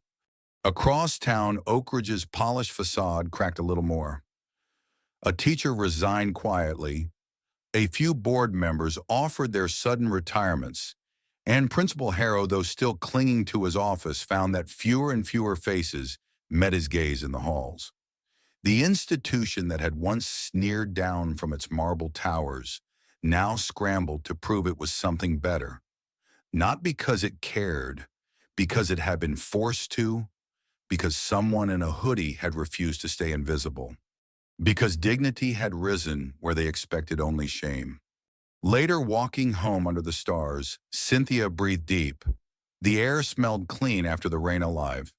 She moved through the city streets like a quiet force, her hoodie pulled up against the cool breeze. Not to hide, to carry the banner of her own story. A story written not in anger, but in resilience. Not in hatred, but in truth. When she reached her apartment building, She paused at the stoop, looking up at the night sky. Millions of stars, millions of stories, all burning bright, all refusing to be forgotten. She smiled, small, quiet, fierce. Tomorrow, Oak Ridge would issue its statement. Tomorrow, the newspapers would run their headlines. Tomorrow, the world would learn what it meant when a black woman in a hoodie decided not to disappear. But tonight, she simply was. Whole, unbroken, unstoppable. Cynthia Monroe, a woman who fought back, a woman who reclaimed her story, a woman who walked forward hoodie-high heart, steady into a world that could no longer deny her place in it. The fall of Oak Ridge Academy did not come with a crash. It came with a slow, crumbling erosion, a rot exposed to sunlight after festering too long in the dark. One headline at a time, one parent meeting at a time, one whispered conversation that would not stay hidden. The facade cracked first among the parents. Mothers and fathers who had once flaunted their ties to Oak Ridge now began to distance themselves, uncomfortable with what the school had become, or perhaps with what had finally been revealed. Enrollment applications for the upcoming year dropped sharply. Longtime donors reconsidered their contributions. Board members resigned in quiet waves, slipping away to spend more time with family. The fortress was bleeding from within, and everyone could see it. Brian Kingsley felt the shift first. The boy who once strutted through the halls like a crowned prince now found doors quietly closed in his face. College counselors, once eager to court him, grew colder. Scholarships he had assumed were guaranteed suddenly slipped out of reach. His father, furious and red-faced, stormed into meetings demanding explanations. But influence once tainted is difficult to reclaim. Brian's name, once synonymous with Oak Ridge pride, now appeared in anonymous blogs and whisper campaigns tied to harassment and bigotry. His future, once paved and polished, now crumbled beneath his designer shoes. Mr. Ethan Wallace did not escape either. His sudden leave of absence became permanent. A brief statement issued by the school claimed he had chosen to pursue other opportunities, but the truth leaked out anyway. Parents demanded to know how a teacher entrusted with shaping young minds could humiliate a staff member so openly. Old grievances surfaced, students who remembered sharp-cutting remarks, microaggressions masked as jokes. Complaints once buried now dug up under the harsh light of scrutiny. His reputation, once immaculate, withered under the weight of exposure. And Principal Harrow, the man who had presided over it all, faced the final blow. After weeks of relentless pressure from the community, the board called an emergency session. This time, there were no backdoor deals, no polite warnings, no severance packages dressed up as resignations. The announcement came at the end of a terse press conference delivered with none of the usual Oak Ridge polish. Principal Harrow was relieved of his duties effective immediately. No farewell speeches, no parting tributes, just a swift, brutal end. Exactly the kind of cold dismissal Cynthia Monroe had known all too well. Cynthia watched it unfold from a distance. She did not celebrate. There was no satisfaction in destruction for her, only a quiet, steady recognition of balance being restored. What was broken had been called out. What was hidden had been dragged into the light. And though the scars would remain, though the stain of injustice would not vanish overnight, there was power in the reckoning. There was dignity in the truth, standing tall where lies once reigned. She returned to Oak Ridge once, not to reclaim her job, but to retrieve the last few things from the maintenance wing. The halls were quieter now. Students moved with a different kind of energy, nervous, watchful, changed. Whispers still floated behind her back, but they sounded different now, not mocking, not cruel, curious, respectful, even a little ashamed. She moved through the building slowly each step, a quiet act of reclamation. When she reached her old locker, she found a small envelope taped to the door. No name, no signature. Inside was a simple note handwritten in careful block letters. "Thank you for showing us what courage looks like." Cynthia folded the note and placed it inside her pocket without a word. She gathered her few remaining belongings, a spare hoodie, her worn-out sneakers, the old math notebook she had scribbled in during lunch breaks. And then without fanfare, she walked out of Oak Ridge Academy for the last time. Outside, the sun was setting. A soft golden light bathed the grounds, casting long shadows across the stone walkways. Cynthia paused at the top of the steps. She looked back, not with bitterness, with clarity. Oak Ridge would survive. It would rebuild. It would tell new stories about resilience and redemption, but it would always carry her fingerprint now. A reminder that even the strongest walls could crack. A reminder that even the invisible could become unforgettable. A reminder that truth once spoken echoes longer than lies. She pulled her hoodie up over her head, tucked her hands into her pockets, and descended the steps slowly. Each footfall steady, each breath deliberate, not in defeat, in triumph, because Cynthia Monroe had never needed Oak Ridge's approval. She had never needed their permission to matter. Her story was never theirs to control. It had always been hers, and now the world knew it too. The fall did not stop with Oak Ridge. It rippled outward. Like stones dropped into a still pond, the truth sent waves across the wider community. Other schools in the district faced renewed scrutiny. Other janitors, cafeteria, workers, bus drivers, people who had once been invisible found new courage to speak. Small injustices, long ignored, were dragged into the light one by one. The old systems of quiet abuse began to crack. And at the center of it all was Cynthia Monroe's story, the woman in the hoodie who had refused to bow, the woman who had refused to disappear. Brian Kingsley learned quickly that reputation was harder to rebuild than he had ever imagined. His college applications, once boasting glowing endorsements from Oak Ridge faculty, now carried the faint, unshakable taint of scandal. Schools that once fought over him now sent polite rejections. In interviews, when asked about his leadership qualities, Brian stumbled. He had no real answers, only the hollow confidence of someone who had never been forced to look inward. And colleges, for all their power games, had learned to be wary of public relations disasters. Brian's golden future, once so certain, dulled into something far more ordinary.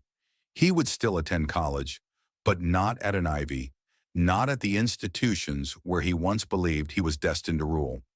Ethan Wallace's career fared no better. Though he avoided formal charges, his name became a whispered warning across the academic community. Schools hesitated to hire a man associated with public scandal. Parents demanded transparency from administrators. And in the new age of online accountability, old students found their voices anonymous.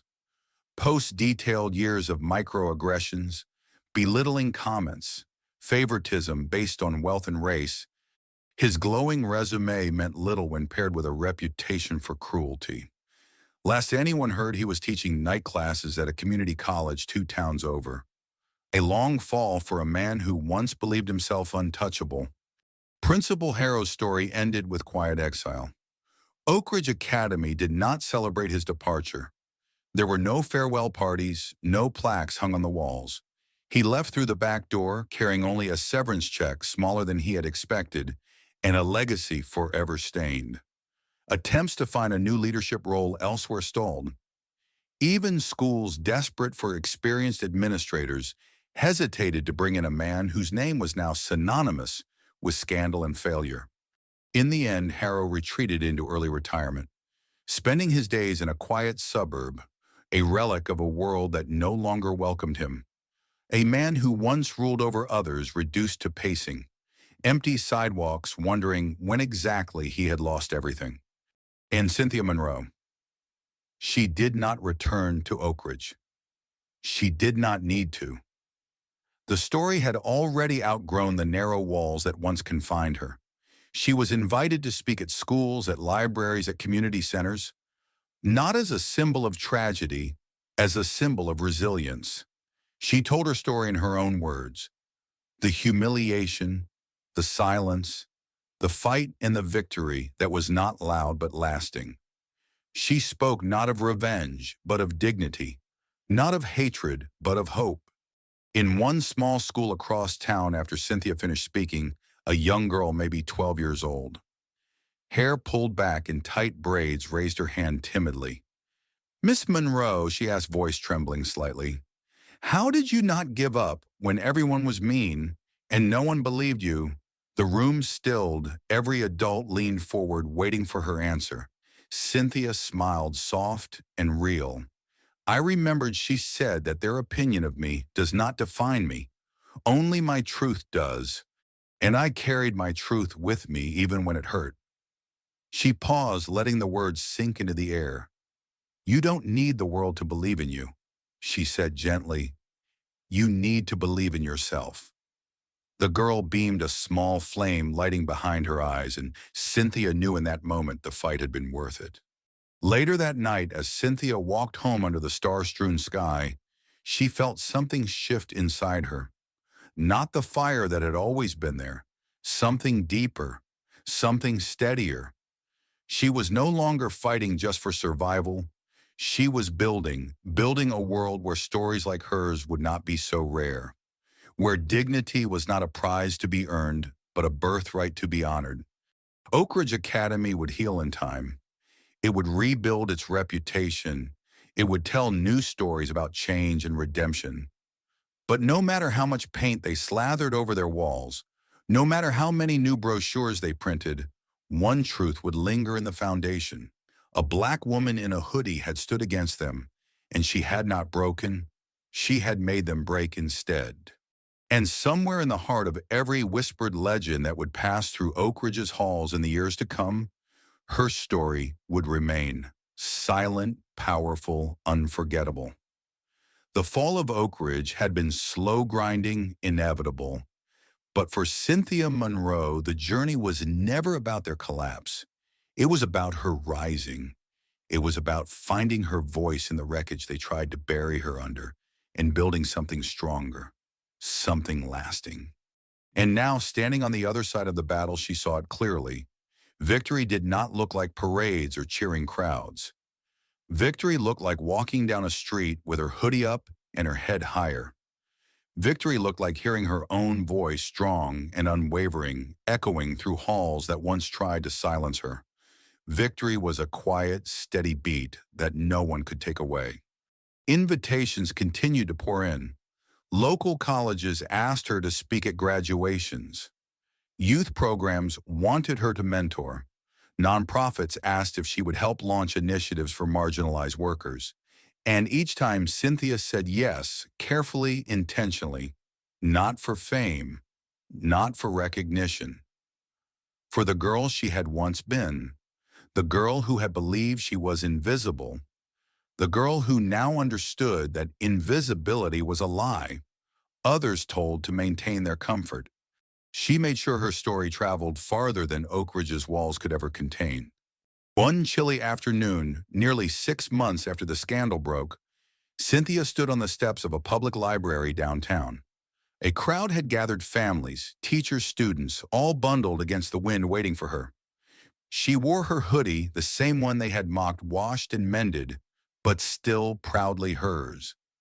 As she adjusted the microphone, a hush fell over the crowd. She scanned the faces before her, so many faces, and she smiled because they were not there to laugh. They were there to listen. She told them her story, not the sanitized version, not the easy version, the real story, the cruelty, the betrayal, the loneliness, but also the strength, the resilience, the unbreakable dignity that had carried her through. And when she finished, when the last word hung in the crisp winter air, the applause was not explosive. It was steady, strong, enduring, a tribute not to a victim, but to a fighter, a builder, a woman who had chosen to write her own ending. Afterward, a small boy approached her. He could not have been older than 10, his backpack almost bigger than he was. He looked up at her wide-eyed, clutching a crumpled notebook. "Miss Monroe," he said shyly, "I wrote about you for my school project." He held out the notebook, its cover bent and smudged with pencil marks. Cynthia knelt down to his level, taking the notebook gently. The title, written in wobbly handwriting, made her throat tighten. Heroes Who Wear Hoodies. She blinked back the sudden sting in her eyes and smiled. You keep writing, she told him. Keep telling stories that matter. He nodded fiercely and ran back to his parents, beaming. Later that night, Cynthia sat at her kitchen table, flipping through the boy's notebook. Inside, he had drawn a picture, a woman in a hoodie standing tall against a backdrop of stars. Underneath, he had scrawled one sentence in bold letters. She showed them she was more simple, powerful, true. It was the best award she had ever received. Better than applause. Better than certificates. Proof that her story had not just survived. It had grown wings. It had flown. Oak Ridge Academy, for all its glossy brochures and careful rebranding, would forever carry a shadow now. An invisible banner that whispered to every new student who walked through its doors, be careful who you overlook. Be careful who you try to erase. Because sometimes the quietest ones burn the brightest. Cynthia Monroe no longer feared being unseen. She knew now that power did not come from being loud. It came from standing steady when the world tried to push you down. It came from refusing to let others define your worth. It came from the quiet, unstoppable knowledge that your story, your real story, mattered. Hoodie or not, applause or not, victory, she realized was simply continuing to walk forward, head high, heart steady, leaving a trail of light no lie could ever snuff out. That night, as Cynthia closed the boy's notebook and turned off the kitchen light, she caught her reflection in the window. The hoodie, the steady eyes, the small, sure smile. She saw herself clearly now, and for the first time in a long time, she did not see the woman they had tried to erase. She saw the woman they could never forget. Victory, Cynthia Monroe learned, was not a single moment. It was 1,000 small choices, 1,000 acts of refusal, refusing to bow, refusing to disappear, refusing to let the world tell her who she was. The lesson was simple but powerful. You are not the names they call you. You are not the lies they tell. You are who you decide to be. And once you understand that, truly understand it, there is nothing anyone can take from you. In the months that followed, Cynthia's life took on a new rhythm. She was no longer just a janitor, no longer just a symbol of scandal. She became a mentor, a speaker, a voice for those still learning how to find their own. She worked with local organizations, helping young people from marginalized communities find their strength. Not through shouting, not through anger, through silent power, through the unshakable belief that dignity once claimed could move mountains. And every time she stood before a group of students, every time she saw a hand tentatively raised, a shy smile break across a young face, she knew the fight had been worth it. The world around Oak Ridge changed too, slowly, painfully. The school, desperate to rebuild, implemented real reforms: mandatory diversity and anti-bias training, anonymous reporting systems for staff and students, community outreach programs. Cynthia watched from afar, amused and a little bittersweet. She knew policies could not change hearts overnight, but she also knew that change once started was hard to stop. The stone she had thrown into the still pond had set ripples moving, and those ripples would carry farther than even she could see. One evening, months after the dust had finally settled, Cynthia received an invitation. It was from Oak Ridge, a formal printed card, embossed edges, gold lettering. They were hosting a community event, a public acknowledgement of the changes they had made. They wanted her to attend, not as an employee, not as a witness, as a guest of honor. Cynthia sat with the invitation in her hands for a long time. She had no anger left, no desire for revenge. But she also knew that forgiveness did not require forgetting, and dignity did not require returning to the scene of the crime. She declined the invitation with a short, polite note. Thank you for the offer. I am exactly where I need to be. No bitterness, just truth. Instead, on the night of the event, Cynthia was miles away, sitting on a folding chair in a community center gymnasium. Around her were dozens of young faces, black, brown, white, all gathered to hear her speak. She wore her hoodie, she wore her story, and when she stood to address them, she carried no notes. She carried only her truth. "You will be told who you are," she said, her voice steady across the hushed gym. "You will be told what you're worth." She paused, scanning the room, letting the silence settle. "And sometimes those lies will sound like truth because they will come from people in power." A few students nodded, understanding, flickering in their eyes. "But hear me," Cynthia continued, her voice rising just slightly, like the swell of a tide. "You are not the sum of their judgment. You are not confined to the box they try to build around you." She tapped her chest lightly over her heart. "You define you." The words hung in the air, solid as stone, unmovable, unforgettable. After the event, students crowded around her. Some asked for advice, some simply wanted to say thank you. One young boy, skinny, nervous, wearing a hoodie 2 sizes too big, hung back until the crowd thinned. When he finally approached, he spoke in a whisper. "They say I'll never be anything," he said, eyes wide and fearful. "They say I'm just trouble." Cynthia knelt so she was eye level with him. "They said that about me too," she said softly. He blinked. "And were they right?" Cynthia smiled, small, steady, fierce. "No," she said. "They were wrong, and they are wrong about you too." She reached into her own hoodie pocket and pulled out a small worn keychain, a simple metal tag engraved with one word. "Enough." She pressed it into his hand. "You carry this," she said. "And when they try to tell you otherwise, you remember. You are already enough." The boy clutched it to his chest like a treasure. And Cynthia knew that this was the real victory. Not headlines, not apologies. This planting fire in hearts that had almost gone cold, teaching others to carry their own silent power. As she left the community center that night, the air crisp and clear around her, Cynthia pulled her hoodie up against the breeze.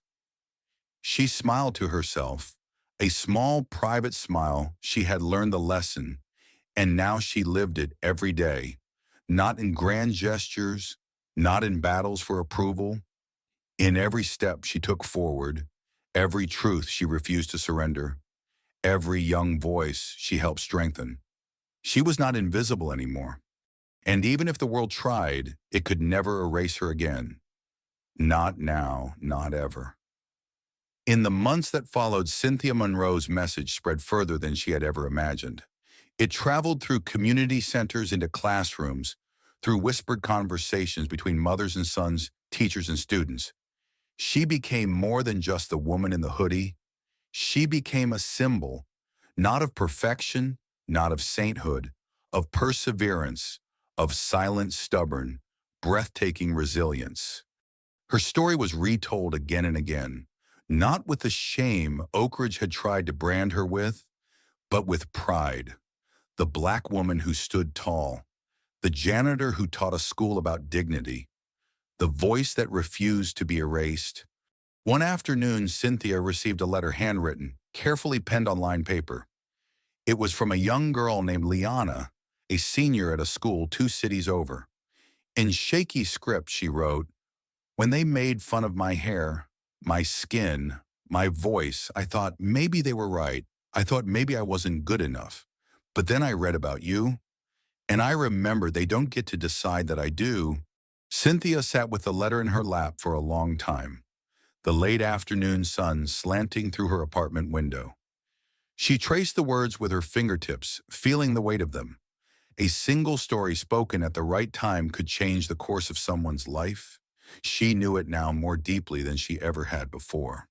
Sometimes at night, when the city grew quiet and only the hum of distant traffic filled the air, Cynthia would think about how close she had come to disappearing, how close she had come to believing them, believing that she was less, believing that she deserved silence. believing that survival was the best she could hope for, and it terrified her.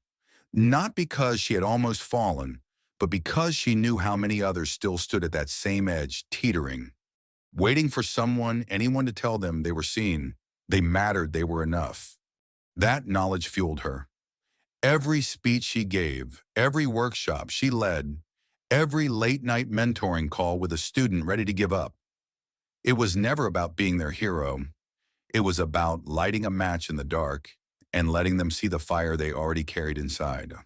One evening, Cynthia was invited to speak at a citywide education conference. The room was filled with principals, teachers, school board members, the very people who once would have dismissed her without a second glance. She stood at the podium, hoodie zipped up to her neck, her old sneakers peeking out from under her slacks. She looked out at the crowd and saw surprise on some faces, respect on others, doubt on a few. It did not matter. She spoke anyway, clear, steady, unshakable. "I was never the problem," Cynthia said, voice low but powerful. "The problem was your sight, your willingness to see only what fit your narrative, your need to shrink those who did not mirror your privilege." She paused. The room was so silent she could hear the faint hum of the air conditioner. "I am not here to make you comfortable," she said. "I am here to remind you that the cost of comfort built on someone else's silence is too high." Another pause. Then she leaned slightly forward. "And I am not the only one." She gestured subtly to the crowd, to the young people who had come to hear her. "They are rising too, with or without your permission." When she finished, the applause was not immediate. It built slowly from the back of the room forward, not polite, not obligated, real solid. Cynthia stepped down from the podium, her steps light, unburdened. She had not spoken to be celebrated. She had spoken because it needed to be said, and sometimes that was enough. Later, an older teacher approached her in the hallway, gray-haired glasses slipping down her nose, clutching a notebook tightly to her chest. "I'm sorry," the woman said, voice trembling, "for all the times I chose to stay silent." Cynthia nodded once, accepting the apology not as an erasure of the past, but as a promise for the future. "Then don't stay silent anymore," she said gently. The woman blinked fast, nodded fiercely, and hurried away. Each day, the lesson Cynthia lived by grew clearer. Dignity was not a favor granted by the powerful. It was a flame carried by those who refused to let the cold world snuff it out. It was the quiet power of standing, breathing, existing loudly, proudly, without apology, even when everything around you said you did not belong. It was the simple, unstoppable act of writing your own story, again and again and again, until the world had no choice but to read it. The lesson Cynthia Monroe carried forward was no longer just her own. It belonged to everyone who had ever been overlooked, everyone who had ever been told to stay small, everyone who had ever been asked to disappear to make others comfortable. She had learned, and now she taught, that silence was not safety. Silence was surrender, and the world did not change because you waited for permission. It changed when you spoke anyway, when you stood anyway, when you believed you were enough, even when no one else did. In small towns and big cities, Cynthia's message echoed. She visited schools where students lined the halls just to shake her hand.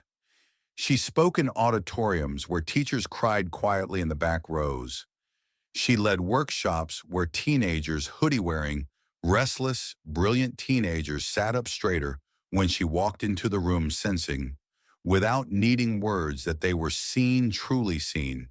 And it wasn't just about race or class or background. It was about the right to exist fully, unapologetically, to know that your life had value beyond what anyone else decided. One spring morning, Cynthia returned to the old train station downtown, the place where years ago she had once dreamed about running away from everything. The benches were still cracked, the paint still peeling, the pigeons still bobbing along the tracks like tiny feathered kings. She sat on one of the worn benches, hoodie zipped up, hands tucked into her sleeves, and let the morning sun warm her face. And she realized something simple and profound. She had run, but not away. She had run toward herself, toward the version of herself that could stand alone in the cold, in the ridicule and the lies, and not lose the fire inside, toward the woman who could hold the line. A little girl sat across from her on the next bench over big eyes, braids tied with pink ribbons, sketchpad in her lap. The girl watched Cynthia with quiet curiosity for a long moment. Then shyly she scooted closer. "Are you the lady from the internet?" she asked. Cynthia smiled softly. "I might be," she said. The girl grinned wide. "My teacher showed us your speech," she said proudly. "She said you taught people not to be scared." Cynthia nodded, touched beyond words. The girl hesitated, flipping open her sketchpad. "I drew you," she said, holding it up. The drawing was simple crayon lines, rough edges but beautiful. A woman in a hoodie standing in front of a building, surrounded by stars. Cynthia's throat tightened. "That's beautiful," she whispered. "Thank you." The girl beamed and bounced back to her seat, humming under her breath. Cynthia sat there for a long while after the girl left, long enough for the sun to rise higher, for the trains to come and go. She thought about all the people who had tried to shrink her, the names they called her, the looks they gave her, the lies they told about her. And she realized they had never been the real enemy. Fear had been fear of difference, of challenge, of truth spoken too loudly to ignore. And fear, once face lost its teeth, she stood stretching slowly. She had places to be, students waiting to hear her story, young voices waiting to be strengthened. She slung her old backpack over one shoulder, tucked the little girl's drawing safely inside, and began walking down the platform, her steps steady, her heart unburdened, her hoodie catching the breeze like a quiet flag. The lesson Cynthia Monroe lived by was etched into every fiber of her being. Now you are not what they call you. You are not their fear. You are not their doubt. You are not their dismissal. You are your fire, your breath, your story, and you are enough always. Long after Cynthia had disappeared into the flow of the city, long after the pigeons reclaimed the platform, a small flyer tacked to the station wall fluttered in the breeze. It read, "Silent Power, the Cynthia Monroe Foundation." Empowering every voice below it, a single sentence. Because no one gets to erase you. And under that, the now iconic image. A black woman in a hoodie, standing tall, unbreakable, unforgettable. The city stretched wide under the fading light. Skyscrapers loomed like silent guardians, windows catching the last blaze of sunset. Sidewalks buzzed with life commuters rushing home, food carts sizzling on corners, children chasing each other down cracked pavements. And somewhere within that endless beating heart of the city, Cynthia Monroe walked. No destination, no hurry, just her hoodie pulled low against the cool air, her steps steady and sure. A woman moving forward, a story still unfolding. It had been months since the storm at Oak Ridge Academy, months since her name had been dragged through the dirt only to rise brighter and stronger, months since she had stood alone in silence and turned that silence into a roar the world could no longer ignore. And yet in many ways it felt like only yesterday. The weight of those moments, the humiliation, the isolation, the fight still clung to her in quiet ways, not as wounds, as reminders, proof that she had endured, proof that she had not been erased. Cynthia passed a mural painted on the side of an old building. It showed a girl in a hoodie standing tall against a swirl of colors, gold, crimson, midnight blue. At her feet bloomed wildflowers pushing stubbornly through cracked concrete. The mural wasn't about Cynthia, at least not officially, but looking at it, she knew she wasn't the only one. There were others out there, countless others who wore hoodies, not as armor, but as declarations. I exist, I endure. I am enough. And each step they took was another crack in the old walls, another breath against the old lies. She turned down a quieter street where storefronts blinked neon against the dusk, and the smell of fresh bread drifted from a bakery. The city shifted here slower, softer. An old man nodded to her from a stoop, a stray cat curled on his lap. Teenagers leaned against a bus stop, laughing, their voices bright against the coming night. No one stared at Cynthia. No one flinched at the sight of her hoodie. She moved among them not as a shadow, but as a part of the city's living, breathing soul. For so long she had fought simply to exist. Now she existed fully, and that she realized was the real victory. At a corner cafe, she stopped to catch her breath. The window reflected her image, the hoodie, the calm face, the eyes that had seen too much and yet still burned steady. Inside, a young woman behind the counter was wiping down tables, humming to herself. A song Cynthia recognized, soft, defiant, full of life. She smiled, faintly touched by the simple, unconscious bravery of it. Everywhere she looked now, she saw its small acts of resistance, small acts of hope, proof that the story she had fought for was not a single voice shouting into a void. It was 1,000 voices rising, 1,000 steps taken even when the ground shook beneath them, 1,000 people learning slowly but surely that they could refuse to be erased. She pulled her phone from her pocket. Notifications buzzed across the screen, messages from students she had mentored, emails from organizations, wanting her to speak, updates from friends across the city. At the top, a news alert blinked: New Youth Leadership Program launches at Oak Ridge Academy, inspired by Cynthia Monroe's story. She read it twice, the corners of her mouth lifting, not out of pride, out of recognition. Change was slow, change was messy, but change once sparked was relentless. Cynthia tucked the phone away and continued walking. The city unfolded before her, wide and open and waiting. Each step she took felt lighter than the last, not because the world was perfect, not because the fight was over, but because she knew now deeply, unshakably, that she could weather the storms, that she could carry the fire forward, that no lie, no cruelty, no institution too mighty could define her. Only she could do that. And she had chosen again and again to define herself with strength, with dignity, with silent, unstoppable power. The hoodie rippled slightly in the evening breeze. A banner, a testament, a quiet, stubborn revolution stitched into fabric and worn with pride. Cynthia Monroe kept walking through the noise, through the doubts, through the world that had once tried to pretend she wasn't there. She walked on, because the story wasn't over, because the world still needed reminders, because somewhere someone else was pulling on a hoodie tonight, wondering if they mattered. And because every step she took whispered the truth they needed to hear. You are not invisible. You are not small. You are not alone. You are a fire. You are enough, and the world will remember you. The sun dipped lower behind the skyline, bleeding gold and crimson across the horizon. Street lights flickered to life one by one, casting long pools of amber on the sidewalks. Cynthia Monroe kept walking. Everywhere she turned, life pulsed around her. People arguing softly over dinner lovers, holding hands in the park. Dogs straining against their leashes. The world did not stop for her.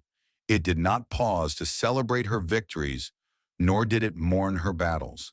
And that was exactly how she wanted it. She had fought so hard, not for applause, not for pity, but simply for the right to be, to walk these streets, to exist fully, to carry her story without shame.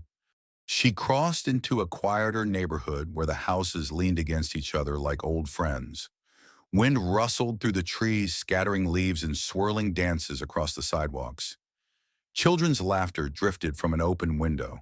For a moment, Cynthia slowed her steps, letting the sounds wrap around her like a warm blanket. This was the life she had fought for, the simple, ordinary, everyday life that so many took for granted. And yet for people like her, people who wore hoodies and brown skin and stubborn dreams, it had never been guaranteed. It had always been something to claim, to protect. And now finally it was hers. She passed a community garden, Rows of tomatoes, sunflowers, herbs tucked neatly into raised beds. A woman stood there, her hands deep in the soil, her face turned upward to catch the last warmth of the day. Their eyes met briefly. The woman smiled small real. Cynthia smiled back. No words exchanged, no need. They recognized each other, not by name, by spirit, the knowing that came from weathering the same storms. The understanding that dignity once claimed tied strangers together more tightly than blood. At the corner, she paused to help an elderly man struggling to carry a heavy bag of groceries. She lifted the bag easily, falling into step beside him as they crossed the street. He thanked her gruffly, embarrassed by the need for help. Cynthia just nodded, setting the bag gently down on his stoop. "No thanks needed," she said, smiling. The man watched her for a moment, his sharp gaze softening. "You remind me of my daughter," he said finally. "She always wore that same damn hoodie, too." Cynthia chuckled softly. "Good women wear hoodies," she said. He laughed a deep, rusty sound and waved as she turned to leave. The city softened as night settled fully. Lights blinked in windows, music drifted from open doorways. The sharp edges of the day wore away, leaving behind something quieter, more tender. And still Cynthia walked, her hoodie shielding her from the chill from the noise, but never from the world itself. She had learned not to hide, not anymore. The hoodie was not armor, it was a flag. It was a story stitched into fabric, a story of survival, a story of defiance. A story of love fierce, complicated, unstoppable. As she passed a bus stop, she noticed a group of teenagers gathered around. They were laughing, jostling each other, their backpacks clattering against the bench. But when they saw her, they quieted slightly, not out of fear. Out of recognition, one of the boys' tall, lanky hoodie, half-zipped, nodded to her as she passed. Cynthia returned the nod, subtle but full of meaning. They knew. Maybe they didn't know her name. Maybe they didn't know the full story, but they knew enough. They knew what it meant to move through a world that sometimes pretended you didn't exist. They knew what it meant to keep moving anyway. A few blocks later, she found herself standing in front of an old church. It was small, the paint peeling slightly at the edges, but the stained glass windows blazed with color even at night. A small group had gathered on the steps, young activists holding handmade signs. Dignity is non-negotiable. We are more than what you see. Silent power. Loud change. Cynthia watched them for a moment, her heart swelling. She hadn't started this movement. She hadn't finished it either, but she had helped light the match, and now the fire burned brighter than ever. One of the activists caught sight of her, a girl no older than 20 with bright eyes and a purple hoodie pulled over wild curls. The girl raised her hand in a quiet salute. Not hero worship, not fanfare, recognition, respect. Cynthia lifted her hand in return, feeling the connection spark between them like a live wire. Two women, two hoodies, two stories intertwined and hundreds more rising behind them. As Cynthia turned down another street, the city opened before her, like a living, breathing testament to survival, to resilience, to silent power. She knew now with a certainty carved from battles, fought and scars worn proudly, that her story would never truly end. It would live in every nod exchanged on a dark street, in every quiet act of defiance, in every young person who dared to believe they were enough. And so, with the night wrapped around her like a cloak, Cynthia Monroe walked on, one step at a time, one heartbeat at a time. One unstoppable truth carried forward by the rhythm of her silent, undefeated steps. The night deepened into velvet above stars, blinked shyly behind thin clouds. Below the city pulsed in soft waves of neon and streetlight. Cynthia Monroe moved through it all, a quiet force, a steady flame, a story still writing itself with every step. She wandered toward the old train station, the place where once she had almost given up, where she had stood in the freezing rain, wondering if there was a place for someone like her in a world so eager to shut her out. Now the station stood quiet. Empty benches, graffiti scrawled across brick walls, the distant rumble of trains far away. But Cynthia didn't feel the same ache she once had when she looked at it. She felt something else, closure. Proof that she had left that broken, questioning girl behind, not by abandoning her, but by carrying her forward, making her stronger, making her seen. She sat down on a worn bench near the entrance. The wood creaked under her weight but held firm. From her pocket, she pulled out a small notebook, the same battered journal she had carried through all those years at Oak Ridge. Flipping it open, she thumbed past pages filled with equations, with quotes, with half-formed dreams scratched in messy handwriting, and at the very back on the last page, she found the line she had written so long ago. "Someday they will hear me." Cynthia smiled, because someday had come. And it wasn't just that they had heard her, it was that she had never needed their permission to speak in the first place. A soft shuffle caught her attention. She looked up across the platform. A young woman, maybe college-age, paced nervously with a backpack slung over one shoulder. She wore a hoodie too, faded blue sleeves fraying at the cuffs. She looked like she was carrying the weight of the world. And Cynthia recognized that look, the teetering on the edge, the questioning of whether you were strong enough to step forward. Cynthia didn't call out. She didn't intrude. She simply sat there, visible, present, a living reminder that survival was possible, that endurance was a language some of them spoke fluently, and sometimes knowing someone else had walked the road was enough to keep your own feet moving. The girl noticed her. Their eyes met across the empty platform, a brief flicker of connection. Fragile, vital, real. Cynthia offered a small nod. Nothing more, and the girl straightened her shoulders slightly. Not much, just enough. She adjusted her backpack, tugged her hoodie tighter, and moved toward her platform with more certainty than before. Cynthia watched her go, pride swelling quietly in her chest. One life at a time, one story at a time, one spark lighting another. She tucked the notebook back into her pocket and rose from the bench. It was time to move. The world waited, not for heroes, for builders, for truth-tellers, for the ones willing to keep walking even when the path was hard, even when the night was long. Cynthia stepped out into the street, the city opening before her, like a book waiting to be written. She passed a small diner where tired workers lingered over coffee, a barber shop, still lit up music leaking into the street, a mural of a young boy holding a torch painted bright against a crumbling wall. She smiled at it all, the messy, beautiful, defiant life of the city, the life she had fought to be part of, the life she would never let anyone deny her again. The wind picked up, tugging at her hoodie, brushing cool fingers across her face. She pulled it closer, savoring the feeling.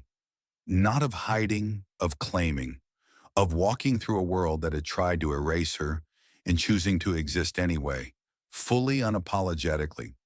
Ahead, the horizon glowed faintly with the promise of a new day. And Cynthia Monroe walked toward it, one step, then another, not rushing, not running, just moving with silent power, with a story stitched into every breath she took, with the unbreakable, unstoppable truth carried in the steady rhythm of her heartbeat. The world would change, slowly, painfully, inevitably. And when it did, when new voices rose to take their place among the old, Cynthia's story would not be a footnote.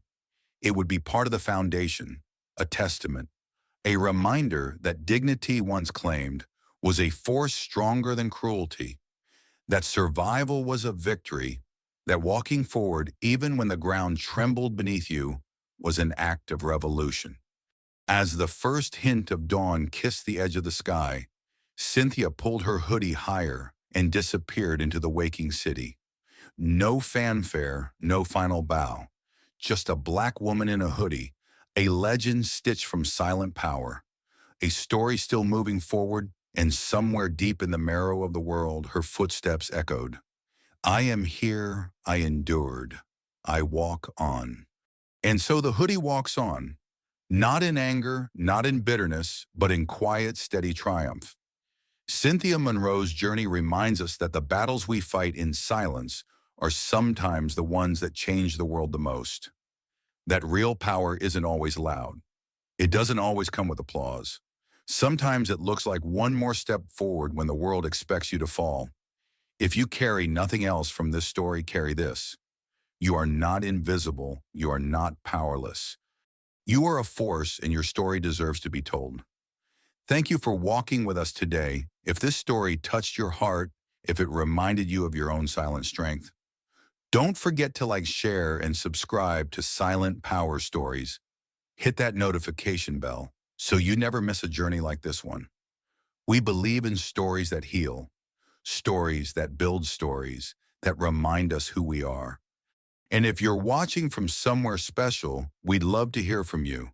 Drop your city or country in the comments below. Until next time, keep walking, keep shining, keep writing your story. One step, one breath, one unstoppable heartbeat at a time.